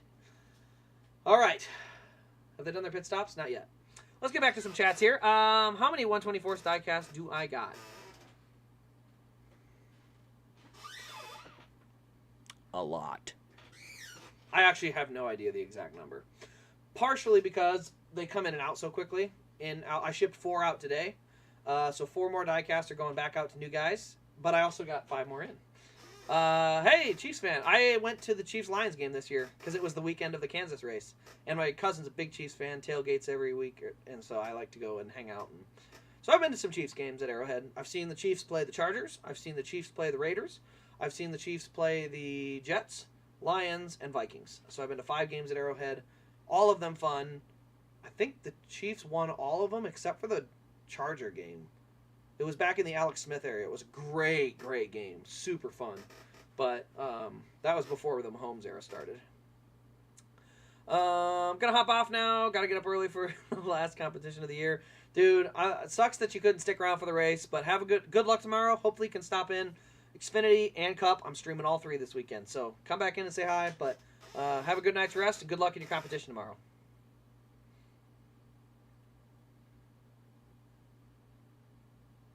Are you a bandwagon? I think that was for AJ if he's a bandwagon fan. You can tell I'm not a bandwagon fan because nobody would bandwagon on this team. Nobody. Same with the Vikings. That's not a bandwagon team. Like, you have to kind of live it because they've never had that era where they become bandwagon. You have to be good for about 3 years before the real bandwagoners start hopping their way over. Raiders fan. Hey, you got rid of your coach. That's like a win, even though you lost. Like, but at least the coach is gone. I need another one. I'm gonna go get another dew here in just a second when the next commercial comes up. There's good news for that though, for you Raider fans. If you can give us Devontae back, dude, Elijah, I'm not gonna lie to you guys. Devontae ain't gonna save you. And honestly, here's the thing I'll say. Jordan Love is not the worst quarterback I've seen. Like, everyone's kind of ripping him a new one. I watched him play last week, and his receivers dropped a lot of catchable balls. Like, they're not helping him at all. So there is some of that where his, like, receivers aren't giving him any help. His defense is not stopping guys. They're putting up 30-some points on him. You know, I mean, the Vikings only put up 24, but had Cousins played the whole game, it would probably have been 38. But, you know, I don't think Love is terrible, but I do think you got to give him at least the full season. I wouldn't bench him any earlier than the start of next season after a whole training camp competition with another quarterback. Otherwise, I would need to see more. I think you have to. Oh, there's a commercial. I can go get my Mountain Dew. I'm going to go get another Dew. And I'm all caught up on Super Chats, too. Or almost caught up. All right, give me 1 sec. What is this? Insert ad. All right, I'm going to throw a quick ad up, and I'm going to go get a Mountain Dew.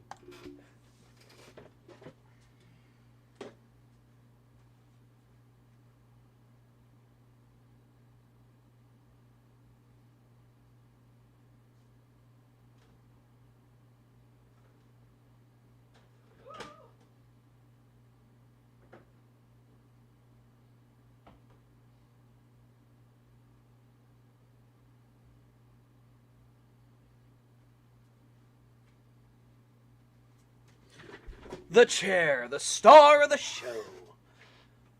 Kind of a half star of the show. Look at this. This is like so cool. You just like, drops right in. Keeps the thing nice and cool. I don't know. I'm not a huge fan of these because they are a little heavy, but they keep the can cold enough that I'm like, I can't not use it. Also, it was a wedding gift from my sister who got married last weekend, so congrats to her. If she's not watching. She has no business watching this. Oh, let's see here. Dude, I'm a Harvick fan. Ouch. I will say Harvick, I've seen him win. I'm going to miss him in the sport, but I was never a fan. I never rooted for him to win. Not once. If he runs well tomorrow, I might. Otherwise, I never rooted for Harvick to win. Let's see here. Yeah, our receivers have been terrible. I'm going to use that. Secondary is decimated. Right now, Joe Barry sucks. Yes. LaFleur has been bad. I ain't giving up on Jordan, though. Yeah, I mean, LaFleur got an overinflated reputation with how well Aaron Rodgers played because the team was ready to go when he got there. And so I don't really know what he can do. Now, I will say, same thing. He needs to give that quarterback more time. But I have seen this. his teams have been sloppy. That game last year against the Lions where Quay Walker got ejected is inexcusable. Why are you shoving a personal trainer who's trying to tend to an injured player? And it wasn't just Quay Walker, by the way. There was another player that shoved somebody or like half pushed him. And I'm just sitting there like, that shows really big undiscipline issues. Like, that's on the head coach, but also can stem to the D coordinator. I would say Joe Barry goes away. I know because I watched the Vikings fire Ed Donatel last year and go to Brian Flores. I love Flores as a coordinator. I hated Donatel. So that coordinator switch could make a big difference. Ooh. Corey Haim slid into his pit box a little weird. Now, where did he come out? It looks like he came out 18th. Dude, 18th with 50 laps to go in a couple laps. 50 to go. He and Zane Smith have to come from, or not even Zane Smith. Zane's not running for the title. Corey Haim has to come from 18th to catch Carson Hocevar to win this championship. This is interesting. I am so happy this turned into some pit strategy. Go get it. I'm rooting for Carson. I'm officially on Team Carson right now. I love the pit call. I love the aggressive behavior. Go win this thing. Let's go, Carson.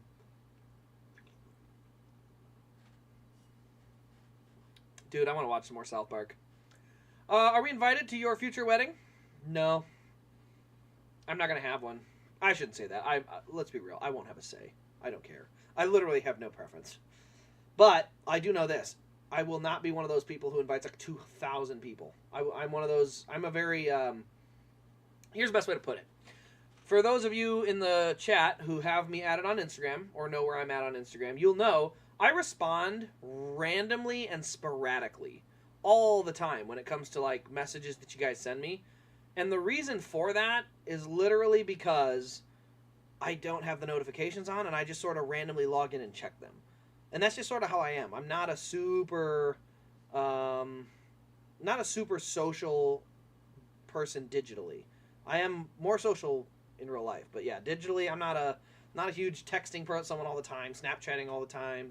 I'm not really that guy. Goodness, 4 wide in the corners at Phoenix is just a wild look.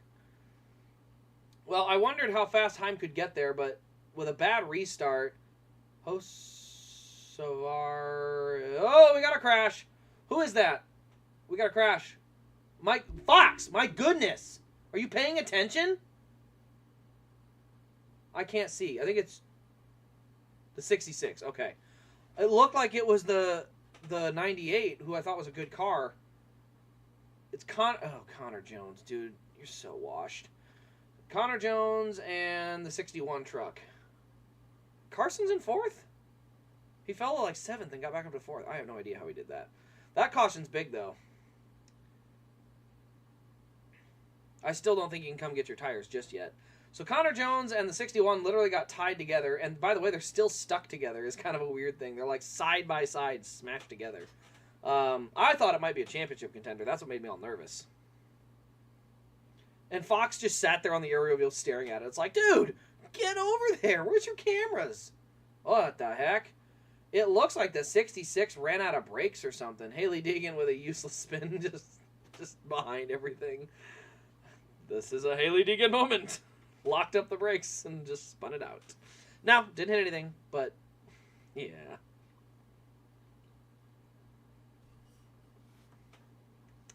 Like Connor Jones I think he just needs more time wherever he's at. Like, he's wrecked a lot of trucks. Let's see here. Oh, congrats to sister. Well, thank you. I'll pass that message on to her. I was super happy for her. It was like, it was one of them days you just smile because it was like, it's such a joyful place to be, you know? Weddings are like that. That's what's so cool about them. Weddings are super joyful. I love that. Drew Dollar. Oh, do you guys remember the Drew Dollar to Junior Motorsports rumors that had everybody up in arms? I'm a Chase fan, but also a Bowman fan. Ooh. Rough year for you, then. Oh, the Josh Williams Atlanta. Yes, it's actually over in a box here. I have a whole bunch of new cars that just came in. I got to unbox and get listed on the website. But yes, that is one of them, and Sammy Smith's is one of them. I'm actually keeping one Sammy Smith because he's an Iowa guy. You spin me right around, baby, right around. That's for Haley Deegan. Just because she spun for no reason. Let's see. You think Fox would fork up the money to put their announcers up at Phoenix? No. They can't do that. Honestly, Fox's lack of effort is the only reason Knoxville didn't succeed. Knoxville, the racing on track was not bad. The reason it was bad was Fox didn't put on any coverage whatsoever. They sucked. Their coverage was awful.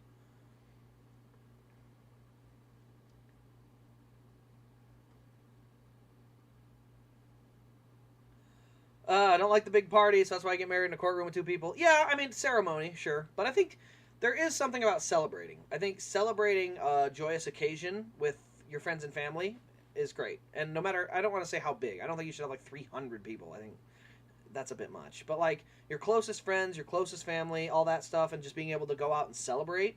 And that celebration can look different for everybody, but celebrating things like that are great. Are they still stuck together? I haven't seen them try to tow it because we're under commercial again. I haven't seen that, though. Whoa! Dude! Decorah! I know where that is. Elijah says his sister got married in Decorah. That's only a couple hours east of here. I've been there multiple times. Actually, we buy our trucks, company trucks through there. Small world.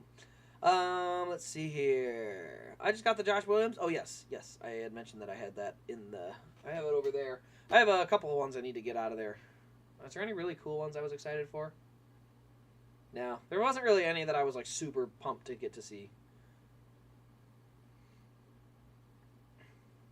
Yeah, like I said, I understand the small wedding thing. I like the idea of it, but I also... when I say small, it's mostly just like, I just want the people there that I want there. But then I realize there's a whole second person, so that group of, say, 50 people turns into 100 real quick. So I get it. Dude, I want to get married in the snow. I love winter. But again, realistically, I don't care. Like, I'm just not a person who cares that much. The end result is the same, so whether it happens in Jamaica or at the top of a mountain or in a pit stall, doesn't make a difference. It was the weekend Moffat won Dega. Cool! Because that was actually also the weekend that they had their bridal shower here, which was kind of fun. But congrats to her. That's awesome. And Decorah's a really pretty area. I'm glad they were able to go to such a cool spot. Yes, there we go. Zane Smith Coda. That was one that was in there I really wanted to show off.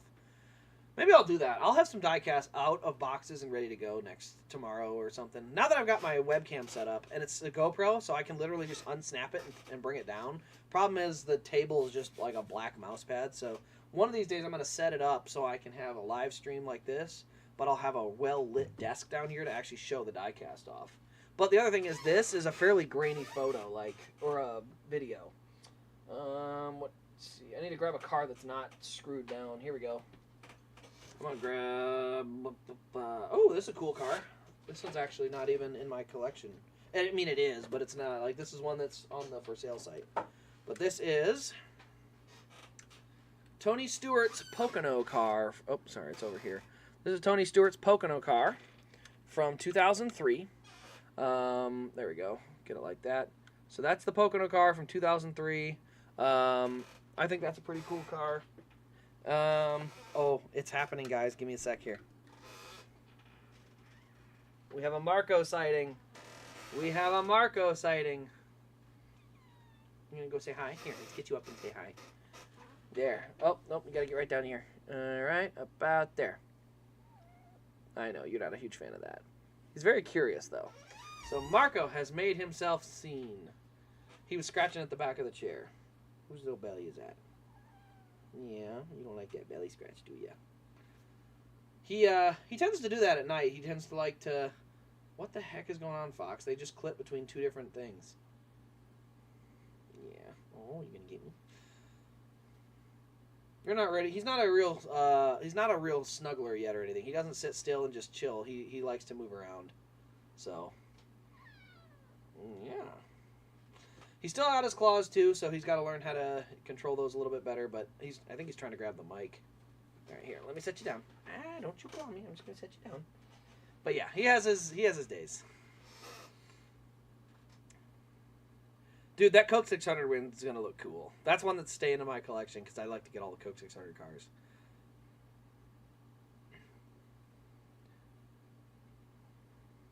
I was there for Stewart's Pocono win 20 years ago. Oh, cool. You were there for that? That's awesome, dude.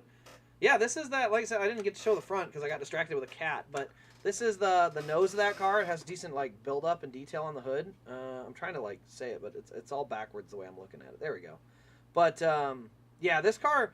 It was one I picked off eBay a while back, and it's a cool car. But I kind of decided the Stewart car I really wanted to keep with the Brickyard 400s. So I got 2 Brickyard 400s, and I have his Sonoma win, and those are kind of the Stewart cars. This one's not bad by any stretch of the imagination, but I just didn't see, I wasn't going to keep it long term because I have so many diecasts that it's on the site. But like I said, that's the best part about my site is I can just keep it in my collection with a price tag on it, and if somebody wants it, great. Like, you can have that car, and I'll just go find something different to throw in there. And so it allows me to kind of have a lot of cars to show off without having to actually keep all of them. Finally, it's using. Yes, I don't know why that took so long. It literally took 7 laps to clean that up. It's not a terrible number considering the damage, but still.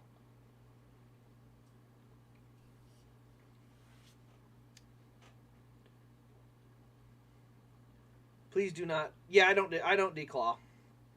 I did Moffat when he was a kitten, and that was. I always did kind of regret that. I was like, I probably shouldn't have. I just should have dealt with it, but. I was trying to protect somebody else. It was a roommate. He had a nice leather chair, and I did not want to wreck his chair. Or I didn't want Moffat to wreck his chair. So I did have him declawed, and I always kind of regret it because I wanted him to be able to climb trees in case he was ever under, like, threat or if he was ever having to run from, like, a coyote, because we do have those around here. Luckily, he was always inside most of the time, but he did come close to a coyote and a fox once, but luckily I got out in the yard fast enough that he jumped up to halfway up a tree, and I was able to go pick him off the tree and run him back inside. But yeah, he won't get declawed. All right, back to the green flags. Sanchez and Eckes. All right, they're all dipping down on the apron. Somebody's gonna smoke that inside wall one of these days. Who's that? No, I almost said Brock Purdy. It's Chase Purdy. Down on the inside of the 42. He's in the door. Ooh, that was tight. Hocevar's got to get a good restart and just roll here. 41 laps to go. Wait, which race? You said you were there when he won that race. Which race are you talking about? Were you at Indy when he won in 2007 or 2005? Or are you talking the Coke 600? When was the first race I went to? So, Brad Keselowski facts. Fun story. My first NASCAR race was the 2009 U.S. Cellular 250 at the Iowa Speedway, won by Brad Keselowski. My first Cup race was the Pocono 400 in 2012, won by Joey Logano. So, it's kind of a weird story, but yes, I have seen... It was weird because my first Cup race was all the way out in Pocono, but... my first Cup race was, Pocono, and my first truck or Xfinity or NASCAR race was Iowa, 2009.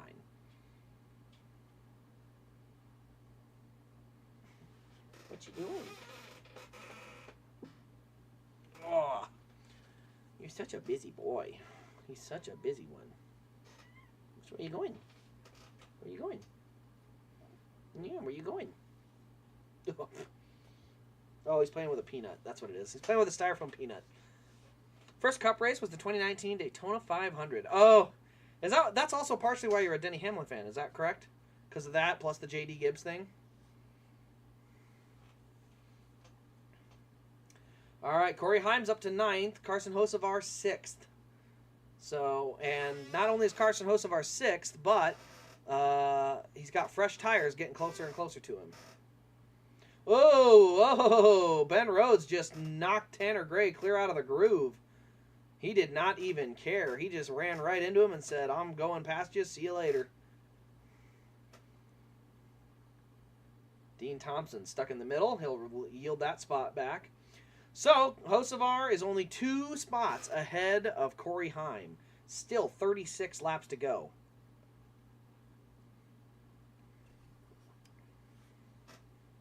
My first Cup race was the Summer Michigan race in 2010. Denny Hamlin won and Casey Kane second.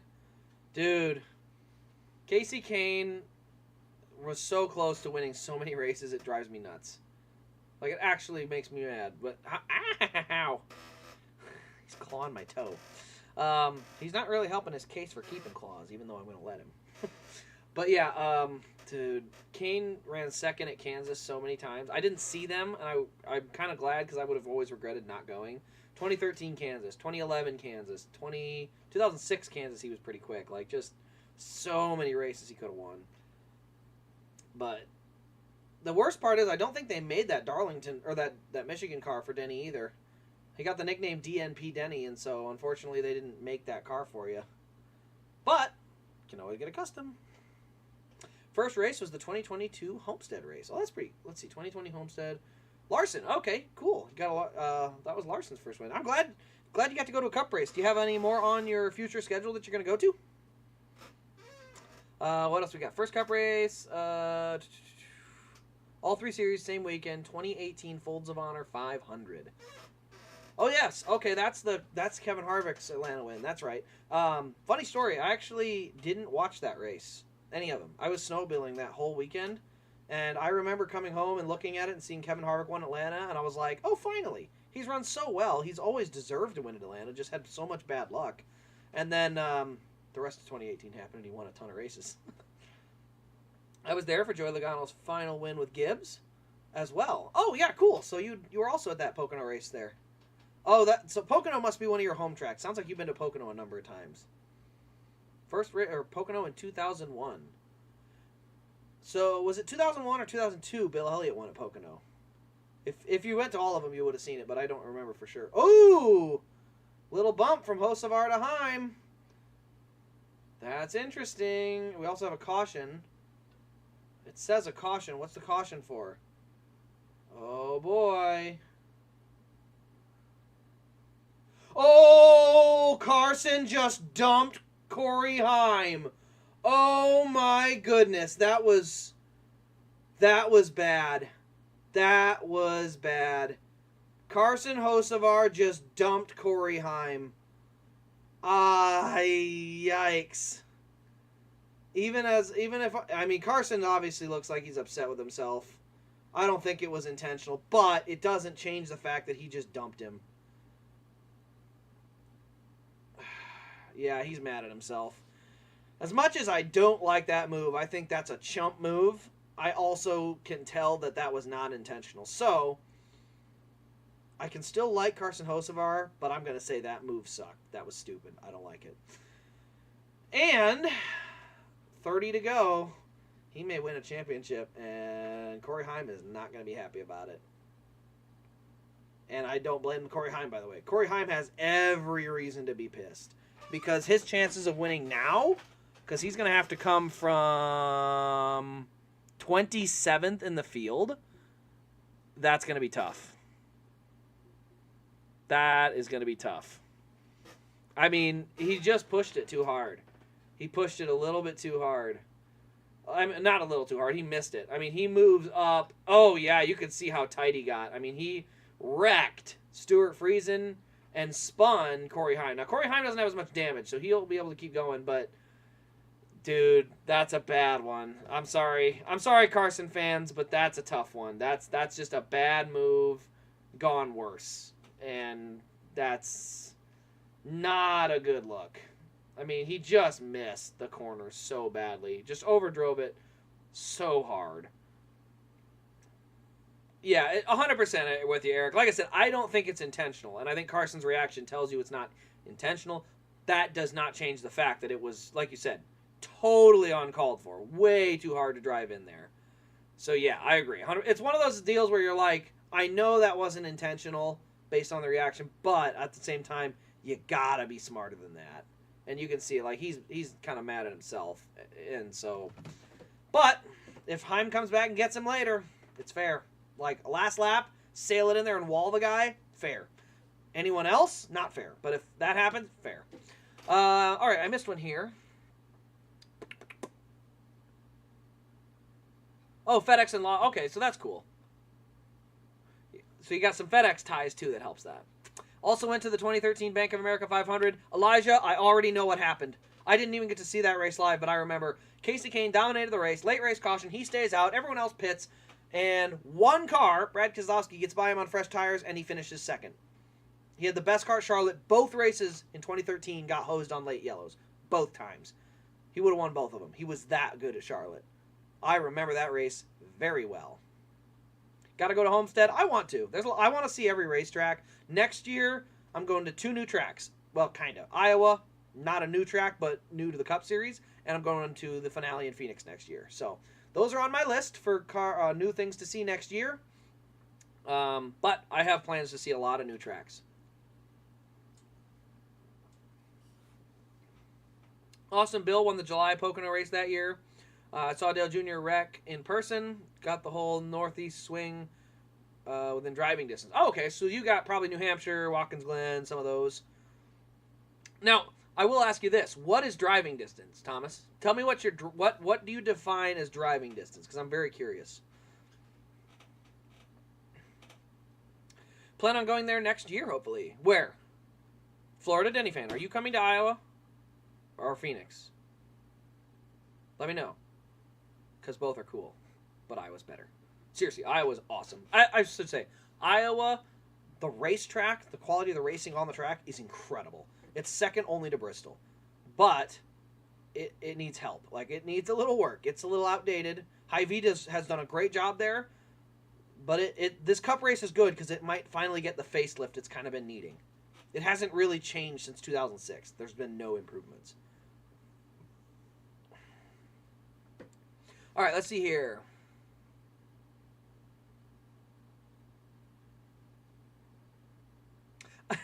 That was dirty, but I'm a fan of villainous drivers. Like I said, so dirty is, in my opinion, when you intend to do that. Yes, if he intentionally did that, it's dirty. I think that was stupid more than dirty. Kind of like Kyle Busch at Darlington when he turned Chase Elliott.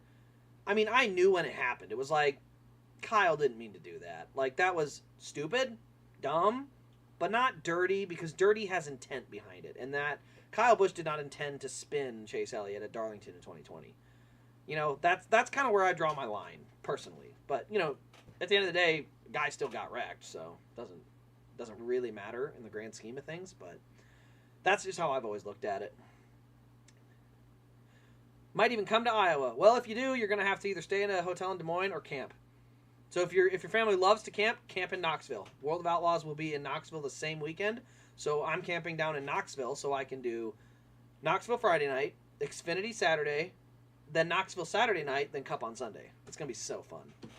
I love the sprint cars at Knoxville. I'm so glad the Outlaws are going there. I just really hope that Brad Sweet is still an outlaw, because otherwise he may not be there. But I'll still go watch. I love the Outlaw. I love the sprint cars. Might try to go to Dega as well. Ooh, that's cool. No, Nicholas says, I cannot believe what just happened. Dude, I can't either. I really can't. That was egregious bad. And so there might be some really neat stuff coming from Heim back to Hocevar. Now, sucks that most tracks are far drive from Wisconsin. Yeah, 100%, dude. I get you. I'm North Iowa, so like I said, Iowa Speedway, Kansas, and that's about it. Otherwise, you're closer to Road America. You're probably closer to Chicago than I am. Indy. Gateway and St. Louis might be close. But, yeah, there's not a lot of tracks for us up here.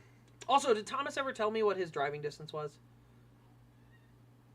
Let me know what you said for driving distance. I was curious what you considered driving distance. Homestead. Okay, Homestead's closer for you. I was going to say, Iowa's a whole darn road trip for you. I know you're in Florida, so that'd be a long trip. But it is in June, so it wouldn't be too bad yet. It's July where it starts to get a little... But you're in Florida, so you're probably used to the heat anyway. I've been to 2018 Atlanta, 2018 Fall Talladega, 2019 Atlanta, both 2021 Atlanta races, both 2022 Atlanta races, 2023 Talladega Spring, and 2023 July Atlanta. Okay, so Atlanta seems to be kind of your home track area. Ooh, Carson with another rough restart. Ben Rhodes now on the outside of him. And Ben Rhodes will get the spot. Carson Hocevar is struggling. He just got sent all the way to 10th.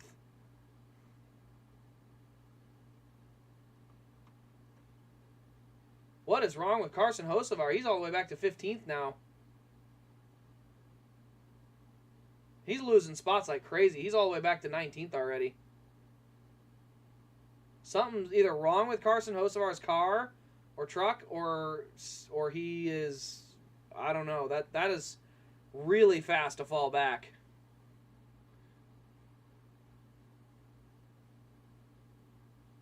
Yeah, Heim got dumped by Carson, but Heim's already up to 14th because he came and got tires. Carson is all the way at the back. What happened? Oh, he got really loose on the start off the bumper of the 99. Off into corner 1. Everything looks good. 5. No, nothing really happens that gets him too all out of shape. Just had to lift and lost a ton of space.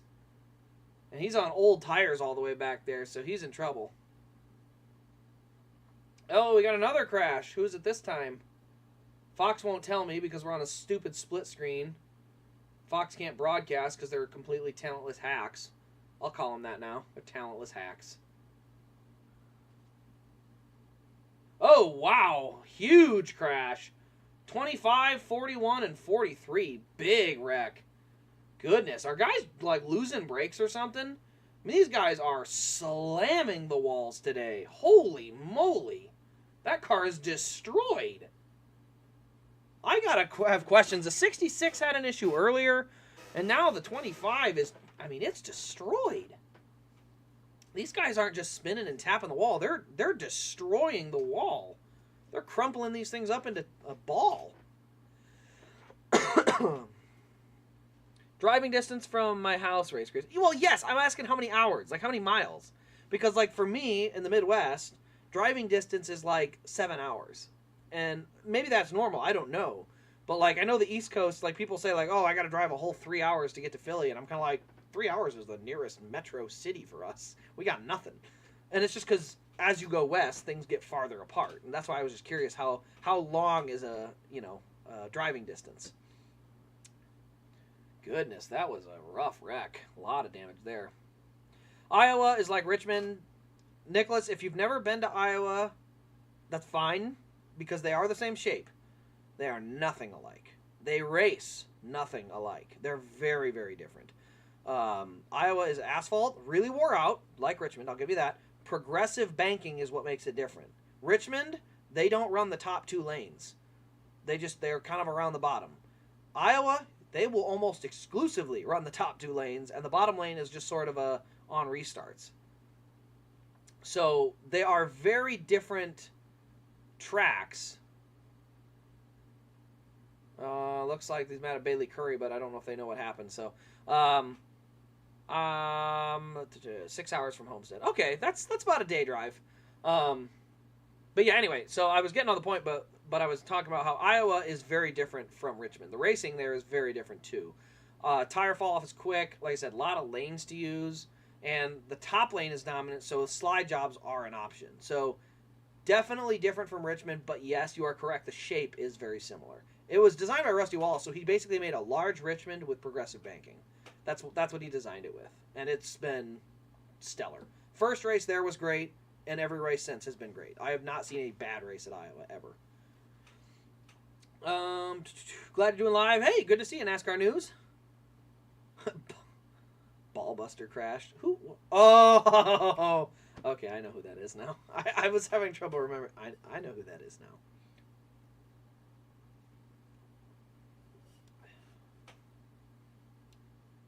Let's see. Red flag. Oh, we're going red? Oh, we're going red. Well, Carson's probably going to come get tires now, but unfortunately it's a little late. Yeah, it might be a little late. We'll see. It's going to be interesting to see, though, because there's only 20 laps to go. I like his chances. Go with it, Carson. Go win this thing. I shouldn't say go win this thing. Yeah, go win this thing. If he goes and wins it now, he still earns it. Even though that crash or that spin was bad, it'll be all right. Iowa Speedway, 2.5 hour drive. Indy, 4 hours. Chicago, 3 hours. Oh, that's not bad at all. Indy for me is 8.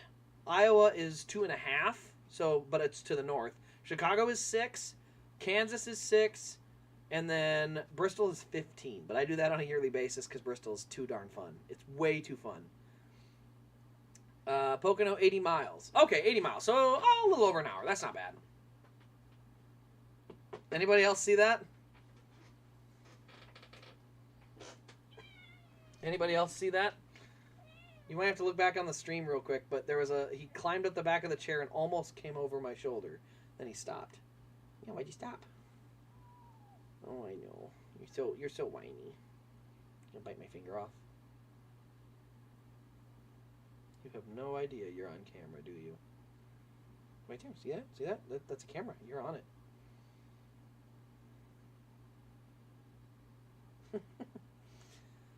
He's made his second appearance of the day. You going somewhere? You gonna climb the mic? Yeah. You do have a cute little meow. I'll give you that. Oh, well, you're biting me, and I can't do anything about that, can I? Yeah. I'm setting you down if you'd stop biting me. Let go, and I'll let you down. All right. Let's see. Want the 23 to win. Oh, okay. I see. Truck Series. I was thinking you were talking the Cup Series race with Bubba, but Star Wars car, still cool. But yes, I agree. 23 winning would be good. I'm okay with anybody except for Rhodes, and I'm not even against Rhodes. I just think he kind of snuck in, and I don't think it reflects the series well, but I've kind of given up on the Truck Series anyway. I'm kind of like, meh. So, realistically, here's the reason. Ben Rhodes would be a 2-time truck champion, which is more than Brett Moffitt, even though Brett Moffitt has more wins in less starts. You know? In the history books, it looks like, oh, he's a better truck driver. No, he's not. Time-wise, Pocono is 1 hour and 22. Okay, yeah, that's not bad at all. That's good. I just didn't know how far away you were looking at having to go, because like I said, mine, I got, like I said, 2.5, 6, 7 to Gateway. I forgot to mention Gateway. But yeah, I mean, it's 2.5 and then 6 everywhere else. And that's just Midwest. Like I said, we're far away. That's why Iowa's such a big deal. Because Iowa is the only thing within a 1-day drive of Minneapolis, North Dakota, South Dakota, like that whole North region, can actually go to Iowa in a day. Now, the Sunday night, I like night races, but I also don't like the idea of having to skip Monday. But I'm going to do it. I'm going to skip. Like, I'm going to that race. Thoughts on Lionel offering Justin Allgaier Martinsville car? Like, 2 thumbs up. That car's going to be awesome. It's going to look so good. I mean, if you guys saw that car, it is right side, all sorts of marked up. It's going to look awesome. I can't wait. Good morning, Braden. Braden? Did I read that right? Yeah, Braden. Yeah, Marco's found his way here. Where did he go? He's still wandering around. Yeah, he's over there now. If I point, yeah, you can't quite see him, but he's over there. What are you eating? A styrofoam peanut. Hey, don't eat that. It's not good for you. He's a little dumpster. He just eats everything. Let's see here. Did I catch everything? I think I did. All right, we're all caught up. Good. Whew. All right. Scott Zippadelli, by the way, Scott Zippadelli, the crew chief for Corey Heim, is the crew chief that Brett Moffitt had back in 2018 when he won the truck title. So I do like Scott Zippadelli for that reason. So I do kind of root for Heim that way. And he has been one of the best trucks all year.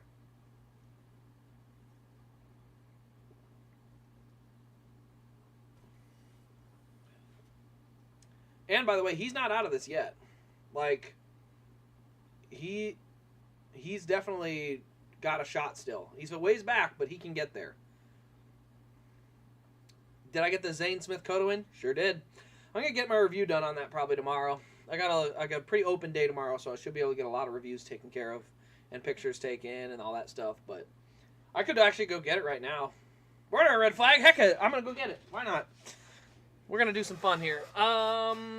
Might not be going February, Atlanta, and Bristol night race next year.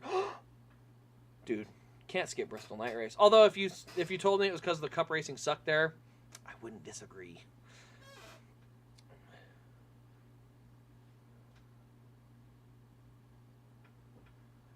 I don't know. If Carson's trying to pass him, I think Corey's going to hit him. All right, perfect. Oh, wait, here we go. I'm an hour away from Indy, 5 hours from Bristol, 8 hours from Iowa. Okay. highly recommend Iowa. But you got to camp, I will say. Hotel, not really an option. Not close, at least. You'd have to be all the way in Des Moines. But if you're going to camp in Knoxville. It's going to be a great time. That's what I'm going to do. It's going to be awesome. I can't wait. All right, all caught up. I'm going to go get that Coda car.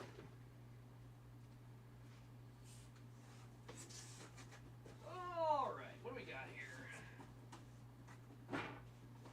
There it is. I found it. Didn't take me long at all. Now, it's still going to be on the base because I haven't had a chance to take it off yet, but it is what it is. Set up. Oh, you are going to them. Oh, good. Those are good ones. I got to go back and look. You are going to them. There we go. Might be going to February. Okay, yeah, good call. Definitely the Bristol Night Race. That's a great race. If you haven't been to it yet, you're going to love it.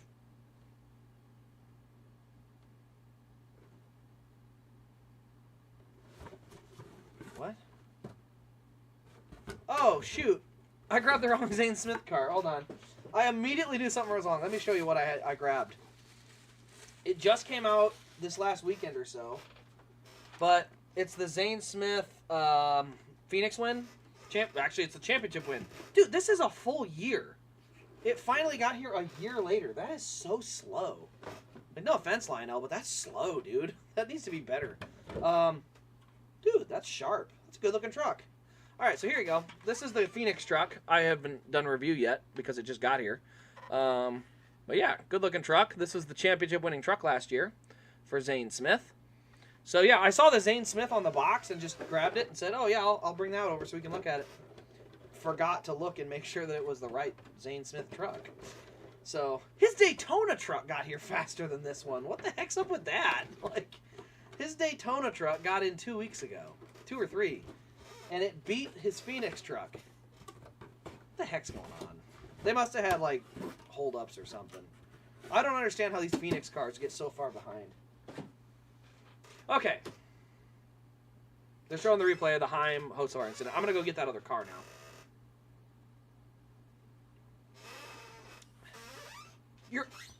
Dude, you're at the race right now? This guy's got me beat. I'm watching it on a TV. He's at the race. Dude, no way.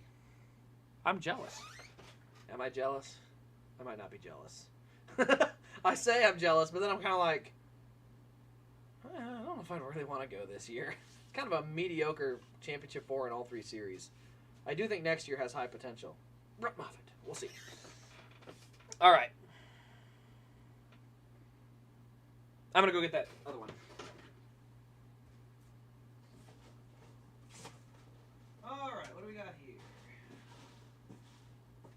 Here we go.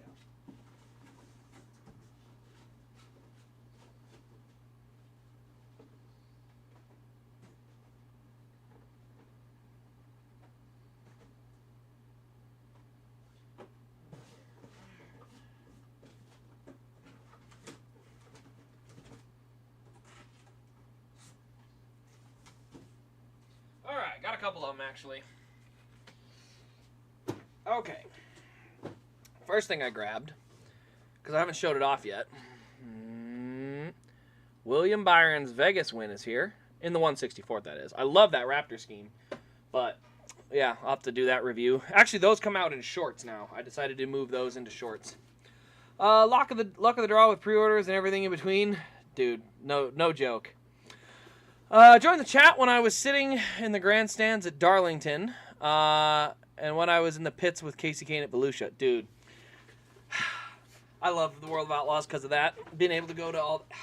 I got a weird spot on my hand, like a callus. But I love the World of Outlaws. Being able to be down in the pits and meet all the drivers, get a picture with all the drivers, all that's really cool. Does anyone else have tires left?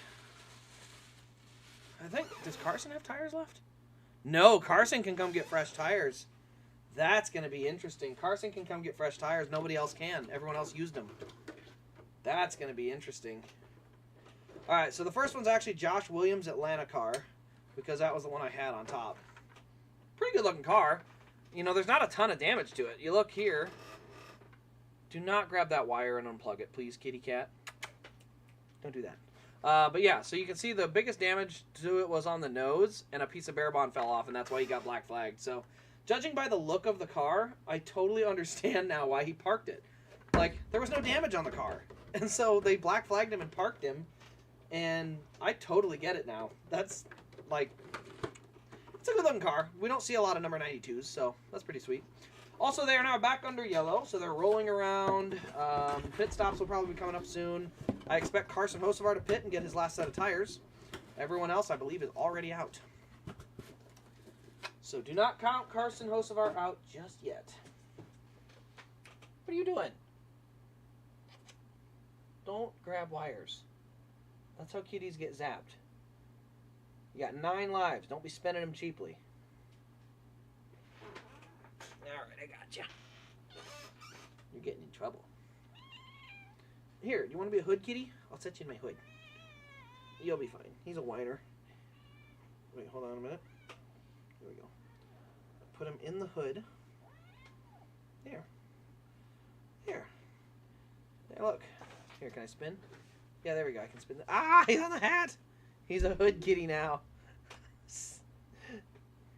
He's a hood kitty. He's just lounging in the hood. No, don't pull too hard. I think I got him in there pretty good and tight, though. Yeah, he's good. He's good. He's lounging in the hood right now. What do you think? What, are you going to climb down or what? Oh, he is going to jump. He's a weird one. Is Carson coming? Carson. There he is. Yep, Carson's coming. Okay, Carson's on pit road. He's going to be one of 3 guys with new tires. That little kitty was a hoodlum. Let's see here. 9 hours from Kansas, 15 from Phoenix. Oh, okay, so you're way out in the west. Yeah, that's a tough area too. Because at least you got Vegas out there too, I believe, but it's not close to Phoenix really. Is the 52 messing with Hocevar? I think the 52's trying to wreck him on pit road. That's an interesting one. I bet NASCAR's going to have a field day with that. Not because it's not justified, but mostly because you're messing with a Championship 4 car on pit road. Like that, I don't think they're going to like that. You shouldn't... I'll say it. I don't like that. You shouldn't be blocking on pit road. You got a problem with him, go talk to him on the racetrack. Go mess with him there. But pit road, nah, not there. Ooh. All right, guys. Here it is. Here's the crispy car. The first crispy car. This was before the Martinsville one. So here's our crispy car. All burned up in the rear. You can see on the back, all burned up there. Go around to the left side. And there you can see all burned up on that left side too. Anything on the nose? Looks pretty clean. Look at the... Here's what I'm talking about. Look at that Craftsman banner. Oh, there we go. It sticks out like a sore thumb. You know? That red just absolutely sticks out like a sore thumb. It's the scheme between the blue and the yellow looks really good. Then you throw that red banner in there and you're just like, what is that? Now again, for the playoffs I'm okay with it. But all year long? Nah. I think banners should be black. I think NASCAR needs to set that rule where the banners are all black. Playoffs are the only time you can have a different color banner. Because it does, like I said, it does hurt the paint schemes. And the sponsors and teams have too many other people invested in their team to have one other NASCAR sponsor get to determine such a large piece of their vehicle in terms of color. Yeah, the banner, I don't say it ruins the paint scheme, but it certainly hinders it. I don't know if it's ruined, but it hinders it. Stop it! He's jumping up. What are you doing? You're not climbing that. No, stop that. He's trying to climb a wire, like a cord, and he's trying to climb it to the ceiling. I'm gonna get you, you little troublemaker. Yeah, well, stop climbing that. You can hear him whine a little bit. He's got a good voice. He's got very healthy lungs. I noticed that right away because when he was a kitten, still is a kitten, but when I've got food and I'm ready to put it in his bowl, he'll sit there, look up, and instead of just meowing, he'll almost like yell. Like it's a sustained noise where it's like constant, like a yelling noise, but it's like 5 or 10 seconds of one meow. So, whoa, Tanner Gray, that's an interesting one. Two cars went side by side across the twos. Kind of interesting to see how that gets ruled.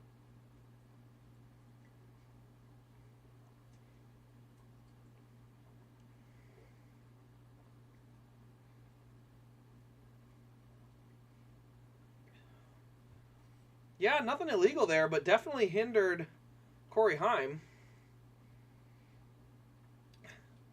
Corey Heim about got hit, and he wasn't thrilled about it. Because I don't know if that changes where Corey would have wanted to restart either. All right, guys, 16 laps to go. 16 to go this time by. Championship contenders in row 2. Ben Rhodes in front on the high side. Grant Enfinger second, or I should say third, on the inside. Those are the two top running championship cars. Corey Heim is ninth. Stop it. And Carson Hocevar is way in the back.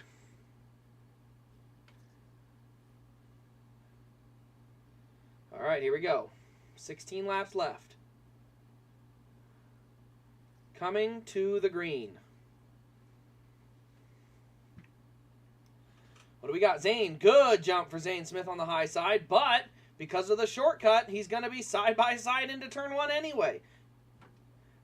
Eckes now out in front as they head off into turn 1. Enfinger is clear of Ben Rhodes. He cleared him into one.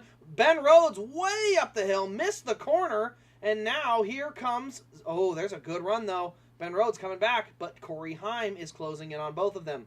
So Rhodes now going to run the high side. It's going to be Enfinger low, Rhodes high. Here comes Corey Heim around the top. Really loose out of the corner. Loses some ground. And the battle is on. The top 3 for the championship, all within a striking distance of each other. 14 laps to go.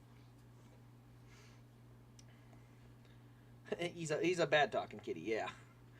All right. Enfinger still leads Rhodes by a half a car length. Meanwhile, Heim has fallen back. He's about a second behind him. And Purdy and Love have both slid in between. Now, here comes Heim looking at the bottom of Jesse Love. He should get that spot. I assume Jesse Love will yield into the next corner. It would make sense considering they are teammates, but weirder things have happened. So, all right. Still nose to tail. 13 laps to go. Zane Smith out to a second lead. Meanwhile, Corey Heim, just with Purdy now in between him, Rhodes, and Enfinger. It runs Enfinger, Rhodes, and then a Purdy, then Heim behind that. Meanwhile, Carson Hocevar runs 17th. Has not gained very much ground on those new tires. Seems to be stuck pretty far back still.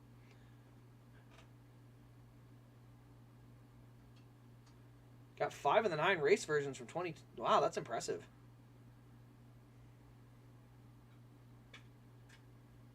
Yeah, Larson's Wilkesboro car doesn't have the truck, I should say. Doesn't have the banner, so that is a good thing. Corey Heim is now about 2 full seconds behind Enfinger, so Enfinger has gapped Corey Heim, but Rhodes is still right there. And Heim is losing a spot now to Jesse Love, so maybe overdrove it and heated up his tires, but it looks like Corey Heim is going to be reliant on a caution now. I don't think he's got time to get there. Meanwhile, Carson Hocevar has climbed his way to 14th. I have no idea what the racing's like back in the pack. I see a lot of position shuffling going on.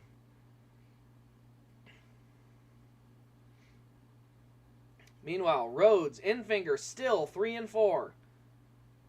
Out to about a 3 truck length lead is Grant Enfinger.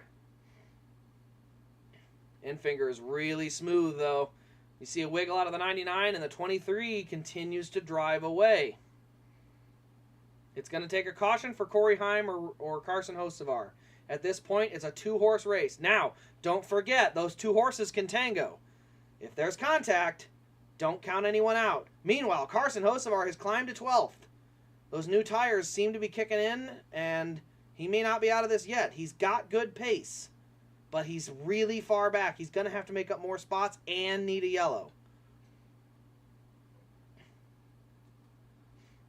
Grant Enfinger out to a 4 truck length lead, and it seems to be expanding. Ben Rhodes cutting the track, doing anything he can, but he's not closing the gap. Enfinger still putting together very solid laps. Is GMS about to go out on top? I've seen the 23 truck lead at this race before. That's when Dawson Cram. Yeah, when he created the issue. All right, still about 3.5 truck lengths. Hocevar up to 11th now. He continues to climb the ladder. He's not out of it yet. A late race yellow would still give him a chance. He's within the first 5 rows now. Rhodes really sailing it down in there, doing anything he can. Seems to have closed the gap just a smidge.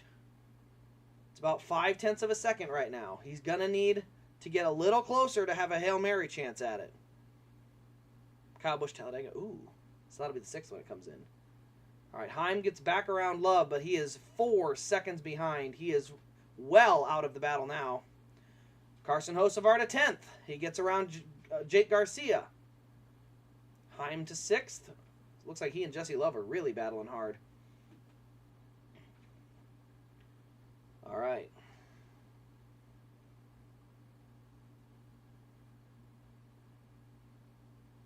Truck Champion has only won the championship race 3 times because Truck Series is that, but it's honestly it's a good series. A lot of parity. Hocevar to 9th now. Or it says 9th.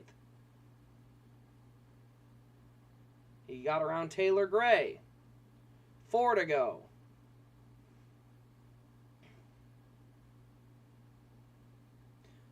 Oh, scoring says caution. I don't see it on the screen because it's delayed. Let's find out what it is.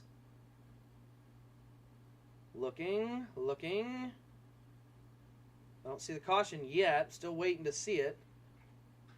Is it Heim? Oh my goodness, huge crash! Hocevar, Heim, big crash. Oh my goodness. What happened there?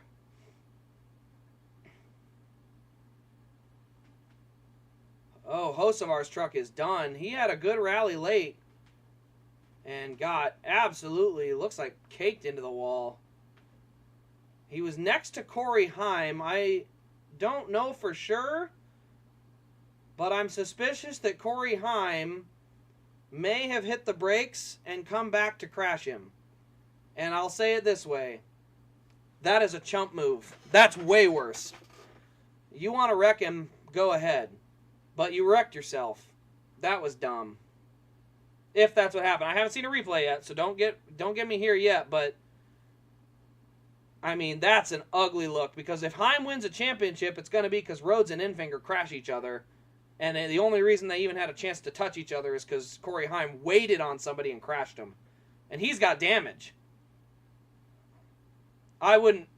Let's see here. All right, Hocevar goes high, and Heim just waits on him. He just waited on him and wrecked him. I'd black flag him. I'm sorry. That's a chump move. That's way worse. That is way worse. You ended your own race, Corey. What are you doing? You still had a shot. That was stupid, man. You hit the brakes and ruined your own race. You still had a chance, man. Those front 2 tangle. You're in position for a championship. Now you're out. And you should be black flagged. You should be out. That's such a chump move. This is Jeff Gordon 2012 all over again. This is totally uncalled for. I shouldn't say uncalled for. Payback is fine. That is a chump move. Hitting the brakes, letting the guy get outside you so you can fence him like that, that's an absolute chump move. Like I said, I get payback. What are you doing? You're still eligible for a championship. Like, what? I don't understand. If you outrun him for 2 more laps and those front 2 tangle, you're the champion. Now you're crashed. And like I said, frankly, he should be black flagged. Like, that is 2012 Jeff Gordon right there. That is, and here's what I'll say. This exposes the championship format perfectly. Perfectly. What is that? You want a championship decided like that? With a guy just crashing somebody else by, braking and letting him there and crashing him? How stupid is that? Because Grant Enfinger had that in the bag. And the 11 just went in and screwed him. Nah, that's bad, man. That's really bad. That's a very ugly look. For NASCAR, for the 11, anybody associated with that whole mess, that's ugly. That's an ugly, ugly look.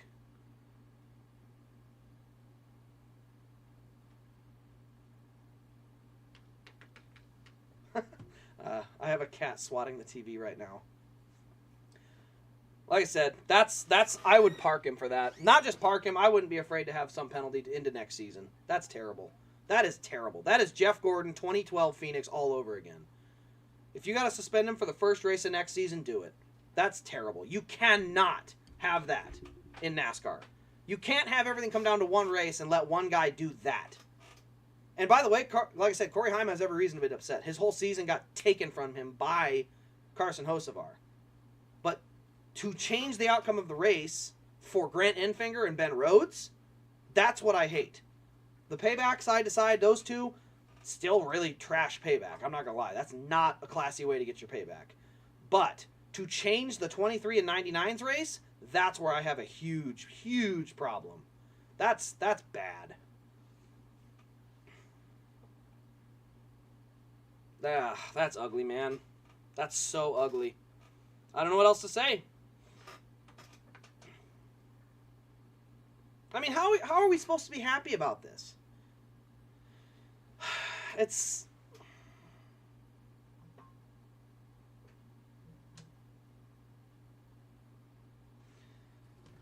I'm going to look and see if there's any...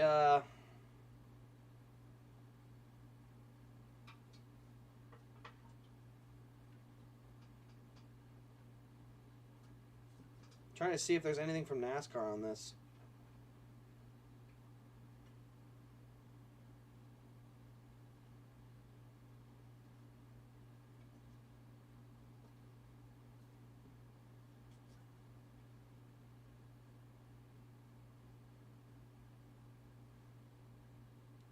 Dude, Tricon Garage. That's scummy, man. To tweet and celebrate that, that's terrible.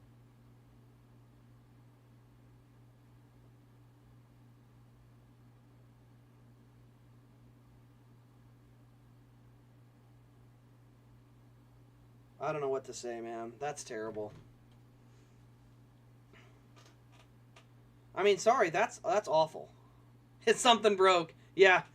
Something broke. Oops. I would love to see that explanation. I mean, this may have changed Grant Enfinger's championship. And unfortunately, I don't think people will talk enough about how he altered the outcome of the race to intentionally wreck a competitor.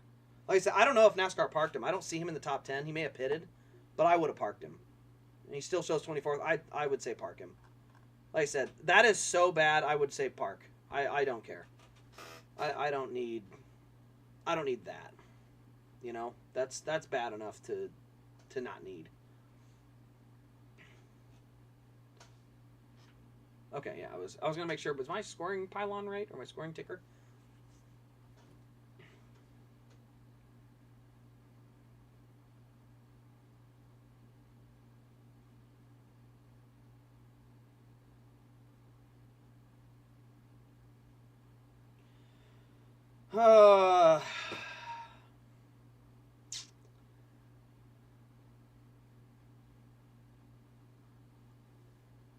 Dawson Cram 2.0, not quite.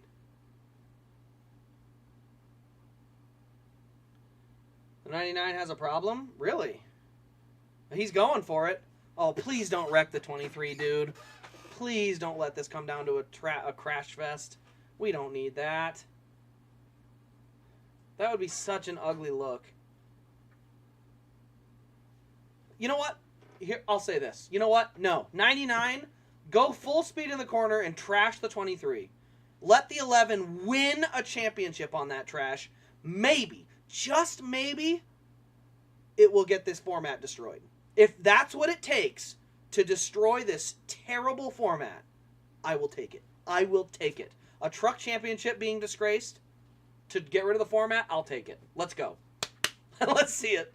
Let's see utter pandemonium. Not because I want it, by the way, but if it gets rid of the format, I'm okay with it. Let's do it.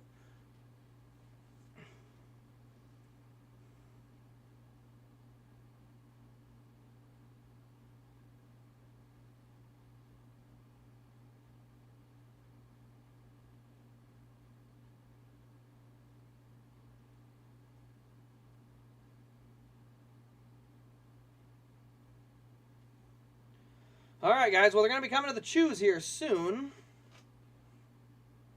It'll be literally, if Enfinger and Rhodes crash, I believe Heim will still win the title. That's what I mean. If Heim wins a title by crash... Oh, is Heim out? Dude, what? No, he's not. He's a lap down. Oh, my gosh. If he wins a lap down because everyone else gets crashed, it should expose this format for what it is. This is the format, by the way, guys. This is possible. By the way, here's another thing that's possible. Rain. We've never seen it, but what if the championship race rains out? Halfway, rain starts, and the race just ends. Are we going to decide a champion in rain? Because of rain? Like, it can happen. In this format, the way they have it set up, rain can determine the champion. It couldn't in the old format. It could contribute, because it happened once, but you had 36 other weeks to offset that, or 35.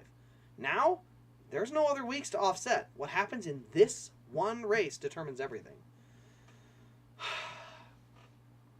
Oh no! Rhodes took the inside. I think Rhodes is going to wreck him. I think Rhodes, and then not as blatantly, but I think he's going to slide up in turns 1 and 2 and just clean him out. Sorry, I should probably put the scoring pylon back up top. All right, here we go, guys.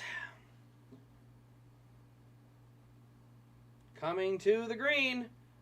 Zane Smith is supposed to be the restart car, and there was a definite jump of the restart there. Eckes and the 99 jumped badly. Let's see what happens. 23 high. 99 low. 19 goes up the track. Oh, he ran into the 23, and the 23 is being swallowed up. That's it. 99 just has to hold his position. 2 to go. Enfinger got crashed. We got a caution. Another one. And it's the 77. Are you kidding me with this? I'm going to say right now, NASCAR has got to look at that restart. The 19 and the 98 were both 3 wide inside the 38 before the start-finish line. That has got to be reviewed. They've been penalized. They took away the 19 season at Homestead because of that restart violation. You cannot let him win a championship doing that same stuff. You took away the 19 season. You better at least look at it. I can't say that it's for sure a penalty, but you can't be 3 wide with the leader at the line. That's pretty blatant. You cannot be 3 wide with the leader at the line. That's clear as day.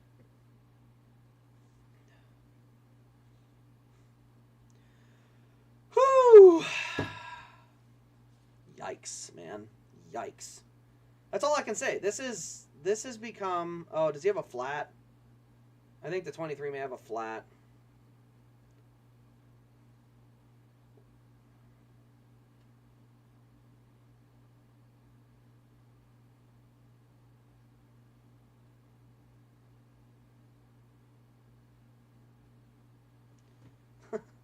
All right, I'm trying to see if there's any updates for this. Oh, crap, I just missed the restart. Like I said, there is no way the 19 should have been able to get that far out in front at the line. And then the 99 just shoves the 23 into the 19. Oh, hi, Katie. What do you see? Is there a bug you want to get? Oh, you're after a cord. Don't do that. This race is a terrible look for the sport. The 1 just absolutely ran into the 23. Man, what an ugly, ugly end to this race. I'm sorry. This race had the strategy and some of that stuff earlier, and it has just gone completely out the window. The 1 just missed the corner and doored the 23 up the racetrack. That's actually what caused the crash with the 77. And the 23 has to come get tires now. What a joke, man. I'm sorry. This is such an ugly look. Looks like the 23's got a flat, so he's going to come in and pit. Process of elimination, I guess. Wow. What a horrible look. Grant Enfinger had the championship won before Corey Heim decided to hit the brakes and go crash somebody. Just wow. I don't know what else you can say. What a... Wow. That's... You can't call yourself a legitimate motorsport. Not like that. You just can't. This is a bad look. Will you stop trying to swat the computer screen? He doesn't learn. Here, put the little paws up there. Now, sing to the mic. Tell me all of your feelings. I know it smells. It's weird. No, don't paw it. You speak to it. It's a mic. Yeah, just speak to it. Yep. Nothing? I'm gonna get all silent? You have stage fright? We'll figure that out. We'll get you on some... Get you better. I know.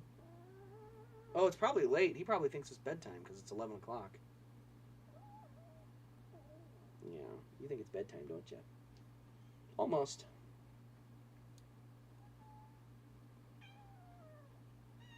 Oh, man. Last man standing. That's pretty much it. It's King of the Hill. Everybody else has been eliminated by crash or something else. But... Man. Chase Purdy about one that may still win this race, actually. All right, I'm going to sit you down. Chase Purdy may win KBM's last race. What if that happens?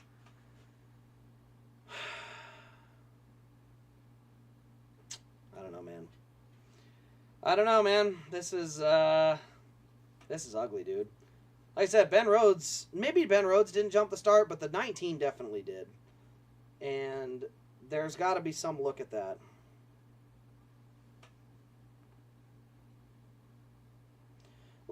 I can't even show it. Maybe I can't show this. Look at this picture. You're going to tell me this is what Phoenix is supposed to look like? That's like begging for this crap. Phoenix was designed to create crashes. This is what it was designed to do on late race yellows. For the drama. But it's not a gimmick. But it is. Oh, wow. Yes, the drunk Ben Rhodes interview is like, what is this, water? Where's my... Oh, here it is. I forgot where my dew was.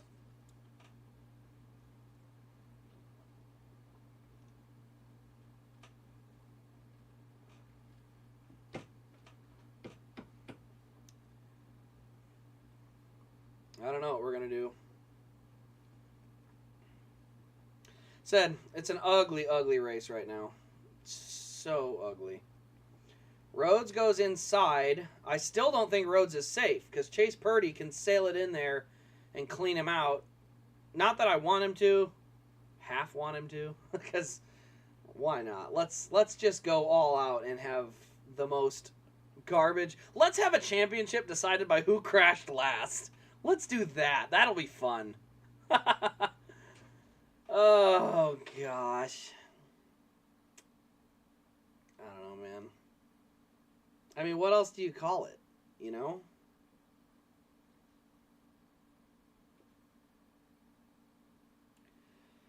Oh. I hope Xfinity's better than this. Like I said, this is an ugly look. Grand Enfinger had a championship. A championship. Kind of tugged away because the 11 decided to wreck the 42.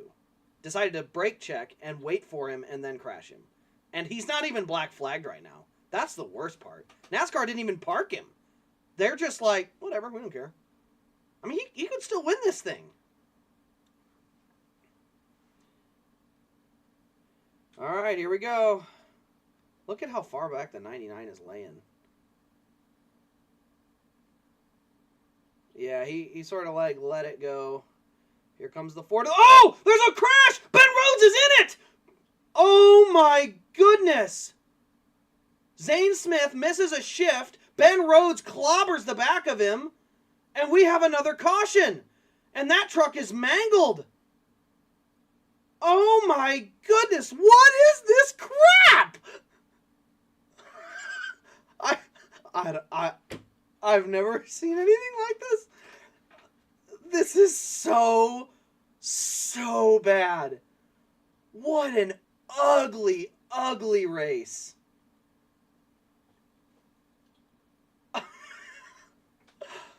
Oh, I should just... I guess you just laugh through it. This is so bad. What a terrible, terrible race. Ben Rhodes is still being scored in fourth. There is no way that's accurate. He ran all... Like, he's in the wreck. You can't say he's not part of that wreck. He ran right into him. But, oh my gosh. What is this race? Oh, that's a lot of damage. I don't know what to say, man. This is such a... There's so much BS happening right now. I don't even know what to say. All right, let's see here. On the restart, 99 lays back, gets a good run coming to the restart zone. Had to brake check because he was otherwise going to beat him. 38 gets good and clear. Oh, yeah, misses a shift and just gets run over. Yeah, look at that laying back. That's terrible. And again, part of the problem is Phoenix has that stupid start-finish line that kind of incentivizes this. But, yeah, if you look at where he is after he kind of funnels out, he's behind the one in the 99, or the 98. He should be about 7th. That's about where he should probably line up. Chase Purdy didn't even do it. It was Zane Smith. Like, what is with these guys that are going to Cup running like, just, I don't even know what the words are. Running like, I don't want to say ding-dongs, but pretty close. I mean, are you serious right now? Is that thing going to make it? Okay, it looks like they did score him behind the... No, they did score him back in front of the one. Dude, Jake Garcia might win this race. Dude, what is this? I'm sorry, what is this?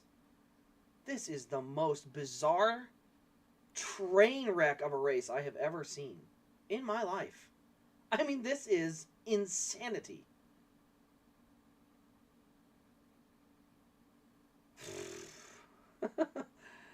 Yikes.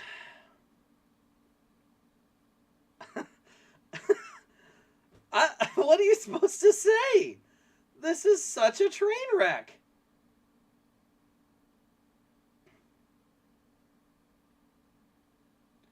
Grant Enfinger shot the gap. Ooh, that was tight.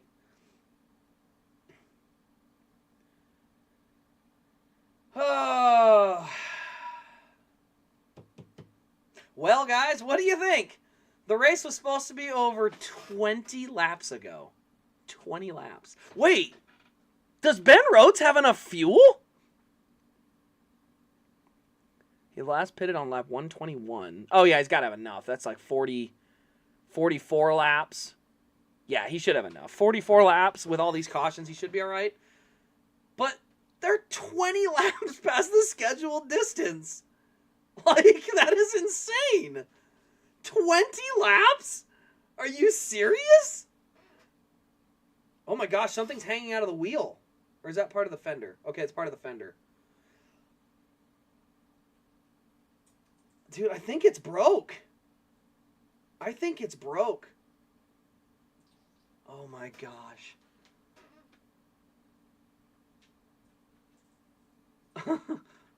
You know what? Screw it. Let me see. Who should win? Jake Garcia would be a fitting win. Chase Purdy could be interesting. You know what? Screw it. Christian Rose and Colby Howard battle for the win. Let's do it. Let's have more pandemonium. Why not? I mean, how can you claim this is the best way to crown a champion? This race is a perfect example of all the issues with this format. You're going to crown a champion on this? Ben Rhodes did nothing wrong. Grant Enfinger did nothing wrong. Corey Heim did a lot wrong. But, like, I don't know, man. Is Corey Heim on the lead lap? He is. Oh my gosh, he's 15th. What? Apparently his truck must be handling okay. I don't know if... I don't want him to win, to be honest. I don't think he should. I mean, if Corey Heim wins this championship, I think that's a really ugly look. Because he will basically have changed the outcome of the championship by crashing somebody else. That's a pretty ugly look. I mean, I don't even know what you call this.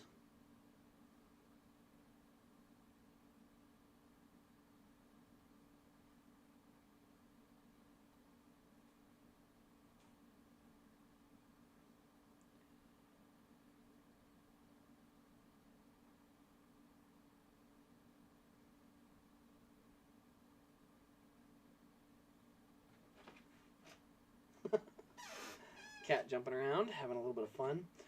I don't know, that 99 might be alright. It looks like there might be some damage, but I really can't tell.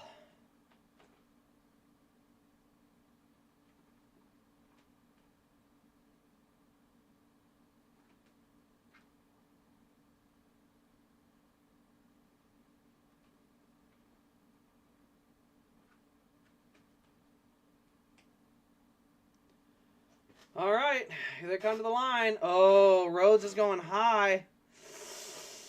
Oh. Yikes. That's all I can say. Yikes. Whew. All right. All right, I'm here for it. Let's find out what happens. 99 says he's all right. Well, I guess we're going to find out. You know what? Yeah, you're right. Let's have a pace truck breakdown and wreck the leader. Why not? We've had everything else. I mean, what else can happen?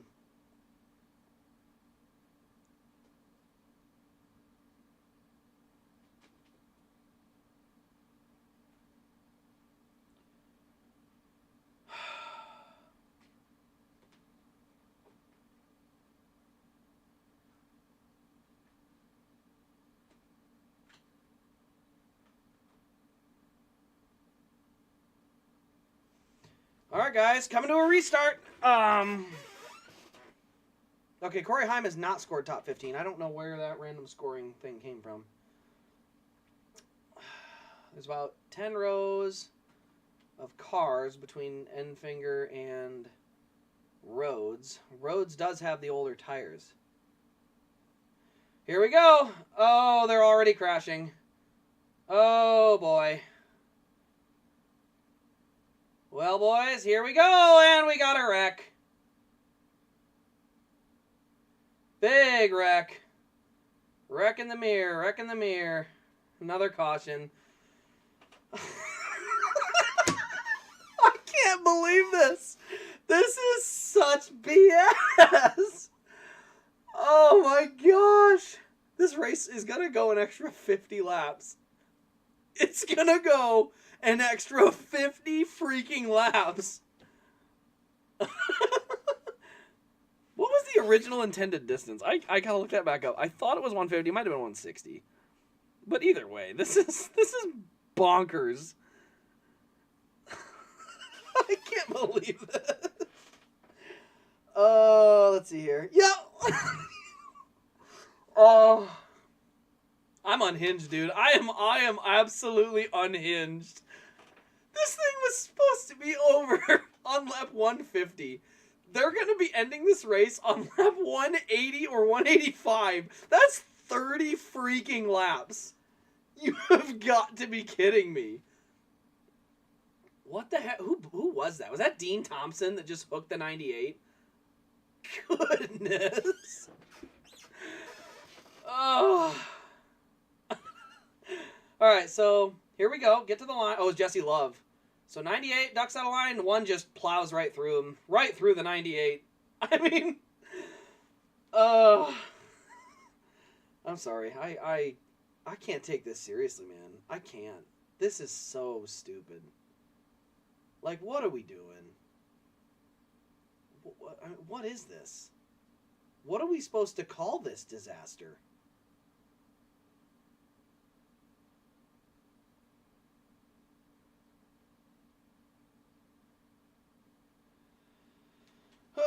Okay.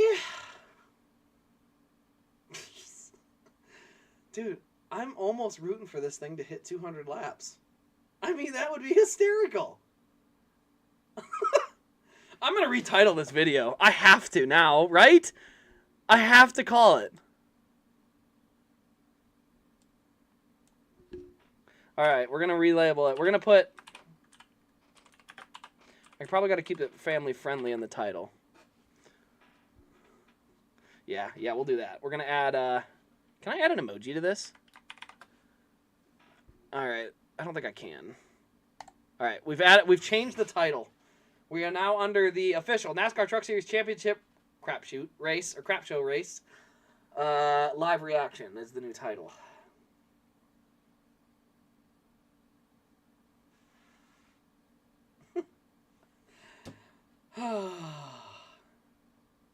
Dude, is the 99 gonna run out of fuel? Like, dead serious. How? I mean, he's pushing 55 laps now.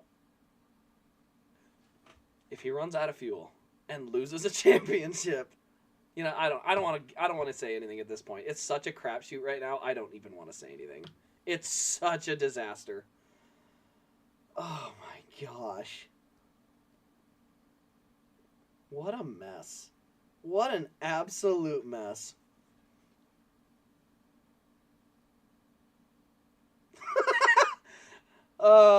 This race needs to go straight to the Hall of Fame. I agree. This race belongs in the Hall of Fame right now. It's been such a mess. All right, 99 looks all right, but we still haven't seen him go through a set of corners. To be fair, they keep crashing before they even get to the first set of corners. All right, lights out. Nope, still cleaning up. Move another lap.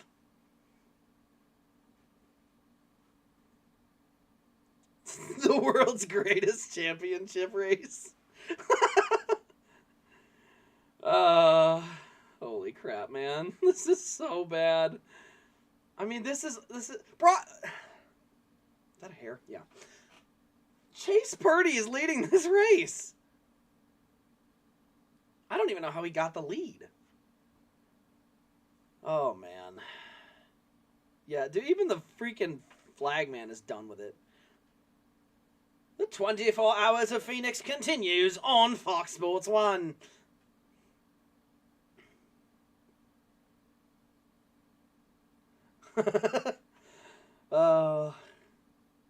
Oh my word. This is so bad.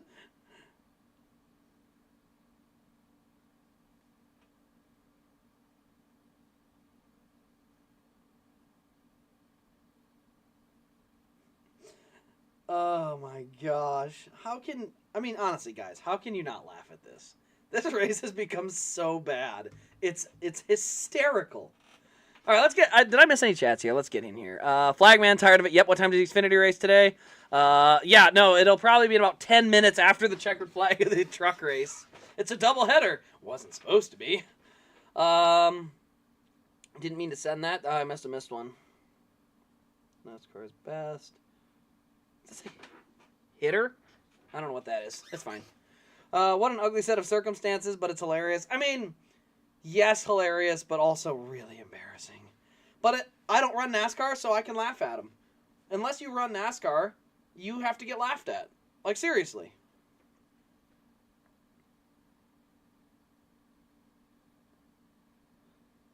Pace car runs out of fuel. That'd be another funny one.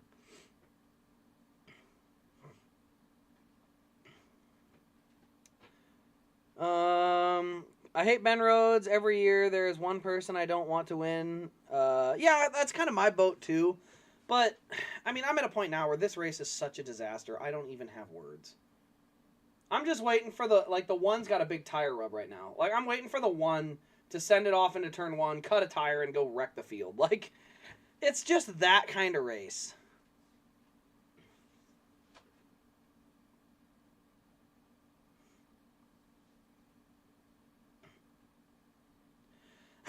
In hindsight, this is from Eric Estep. In hindsight, they scheduled this race to start at 10 p.m. Eastern, so there's a good chance that nobody's actually watching it.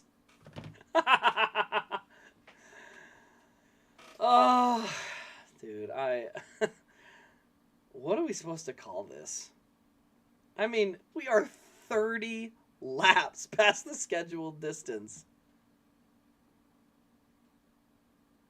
I mean, here's another thing. Carson Hocevar got crashed with 5 laps to go. 5 laps to go. He has scored 30 laps down. Oh, this is such comedy, man. Did anybody go out early? Chris Hacker. If this goes long enough, Chris Hacker may actually finish a 150-lap race more than 150 laps down. That might be the first time ever that a driver finishes further back than the scheduled distance. Maybe. But either way, that'd be hilarious. All right. This time, Rhodes goes to the inside. And here comes Enfinger to the inside as well. He is 1, 2, 3, 4. There are 4 rows between Enfinger and Ben Rhodes. 4 rows. I'm out of dew, but I ain't leaving now. I'm in it for the long haul, boys and girls.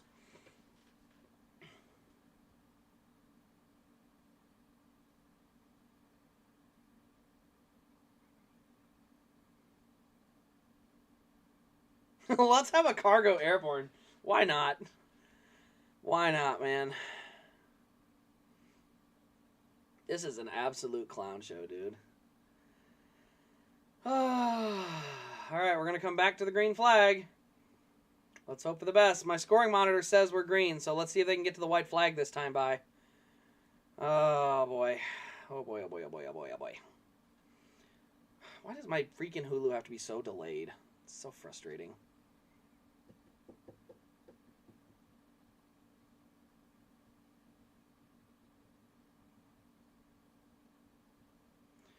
All right, here we go. Live reaction because I'm not watching the scoring monitor. I'm going to just watch the race because the scoring monitor's ahead. Here we go. Contact on the restart. Eckes gets a good jump. Probably jumped it, to be honest, but it is what it is. This race is already bad enough. We don't really need to dive into it any further. 99 looks like he's got decent pace, so the 99 looks to be okay in terms of race pace. We come off turn 2. We come around. We're going to see the white flag this time by 23 packing it in. Oh, the 16 nails the wall. And they let it get to the white flag. Are you kidding me? Side by side in 1 and 2. Ben Rhodes and Grant Enfinger are side by side. Down the backstretch. 1 set of corners to go. Enfinger sends it. He goes high on Rhodes. It's not enough. Coming to the checkered. Ben Rhodes is a 2-time champion. And the race is finally over. What a great drive from Enfinger, man. Honestly, I'm a little gutted for him. I don't know how you don't call a caution with that 16 breaking something and slamming the wall, though. This race sucked. I don't know how else to put it, dude. That was great run to the finish for Ben Rhodes. Good win for Christian Eckes.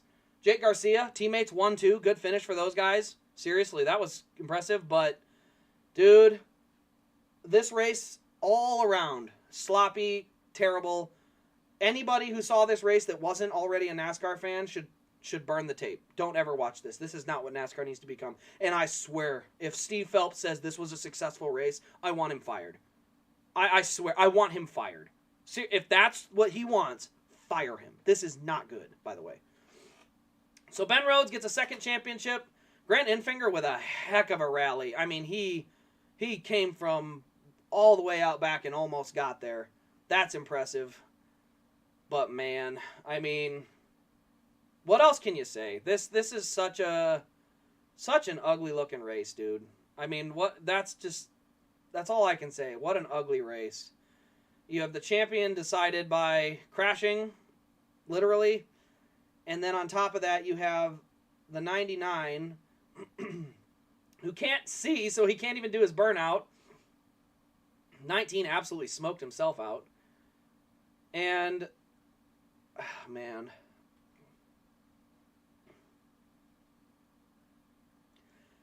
I don't know, man. I really don't. Yeah, where's NASCAR with the quick trigger? I thought there should be a yellow on that. That 16 slammed the wall. And like I said, that's the part that stinks about that is with them not having a quick trigger, if that 16 can't get going, there's a caution halfway through the lap because they waited. I want to see Denny's take because I bet it's going to be bad. Let's see. Let's go. Let's see what we've got for takes on the Twitter machine. This is what happens when there is no rules, no officiating. You get products like this. The quote-unquote show has taken over U.S. motorsports, and it's incredibly hard to take seriously.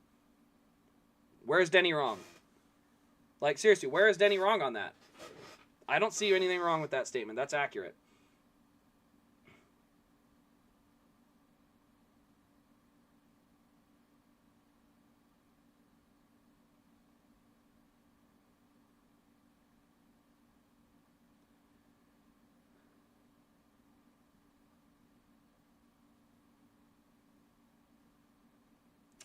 I mean, like I said, congrats to Ben Rhodes.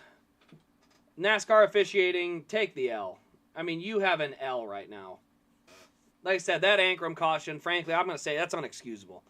If he's actually hurt, I'm just saying Jordan Anderson, Talladega, catches fire, stuff like that, you can't hold the trigger. You can't hold back a caution. 99 out of 100 times, anytime in that race you see a car break right straight into the wall like that, that's a caution. And like I said, at the end of the day, they wanted the race over. I get it, because this is a bad, bad race. But this is where people say that the officiating has issues. Corey Heim should never have been allowed to continue racing. Not after what he did. I mean, NASCAR, there's no rules. They've basically told Corey Heim, hey, you're racing guy for the win. Go ahead, slam in the wall. Just remember, by the way, Denny Hamlin got a points penalty at the beginning of the year for that. A points penalty that probably cost him points in the regular season championship. Maybe not enough to get into the Final Four, but it matters. Yeah, that car looked like it went through Normandy and back. I mean, here's the thing. Grant got cheated, yes, in a way. He got screwed, but it was not at the fault of... it wasn't Ben Rhodes that did it. It was Corey Heim. So, at the end of the day, I mean, what else are we going to call this? It's a joke. I'm sorry. I said it in 2020, and I'm saying it again now. A back marker, or in this case, somebody in the back, getting to change the outcome of the race is bad. It's a bad format. So, like I said, congrats to Ben Rhodes. Like, good job hanging in all year, but this race should be something that we burn the tape on and never see it again.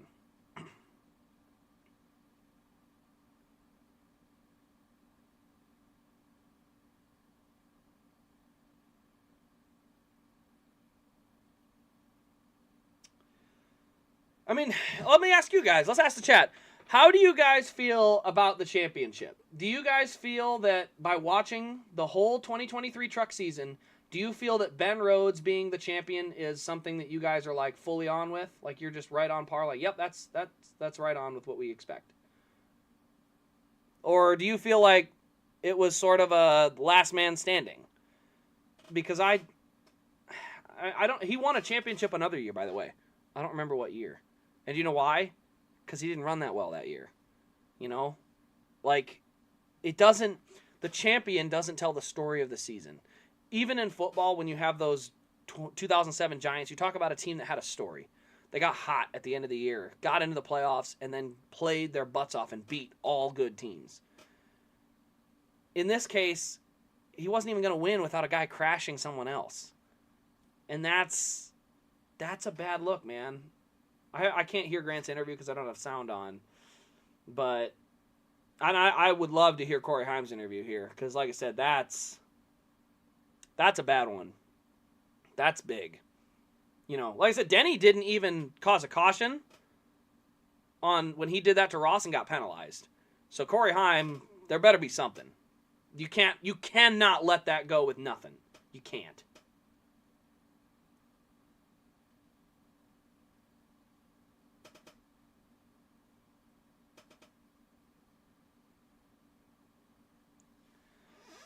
Man, Grant gave it all he had. It was a good job, man. Just remember, Eckes could be a champion right now if it weren't for him getting called on laying back. Just remember that. Eckes would be the champion right now if they didn't call him for laying back on the restart last week. Or not last week, it was Homestead a couple weeks ago. But that just shows when they pick and choose how they're going to do this, they can really determine the outcome of a season. So... GMS almost went out on top. I'll give them the props. They almost did it. But at the end of the day, here's your multi-time truck champions. Crafton 2013-14 makes sense. The 19 does not. Ben Rhodes, I mean, you're going to tell me he's better than, you know, John Hunter, William Byron, Brett Moffitt? It's a format issue, unfortunately. He doesn't even have 10. How many wins does Ben Rhodes have? I'm going to look that up, actually. That's kind of a thing I'm curious about. Ben Rhodes wins. All right, let's see here. Here we go. He has 2 wins this season, but I want to see his Craftsman Truck Series. There we go. 7. Ben Rhodes has 7 wins and 2 championships. Seriously? 7 wins with 2 championships? That's terrible. I'm sorry, that's bad. 7 wins and 2 championships. That's a flawed system. That's flawed. He's averaging 3-point-something wins per championship. 3.5? Yeah, 3.5. 3.5 wins per championship.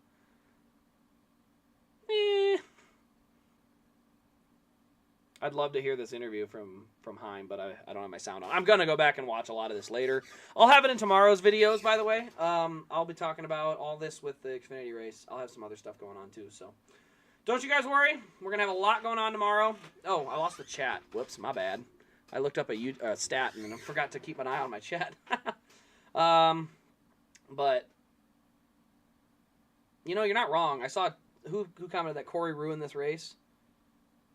You're kind of right. Without that caution, the thing just ends under the normal lap count, and nobody's talking about it. So, yeah. Crafton has 13. Crafton only has 13 wins? Brett Moffitt has 11, and he's run for like 3 full-time seasons. Goodness. That's bad. Dude, the trucks are so bad. Said he lost control. Dude, I'm sorry. If NASCAR buys that crap, then they need to give Matt Kenseth back his whatever race he missed in 2015. Give him that race back because that's garbage. Dude.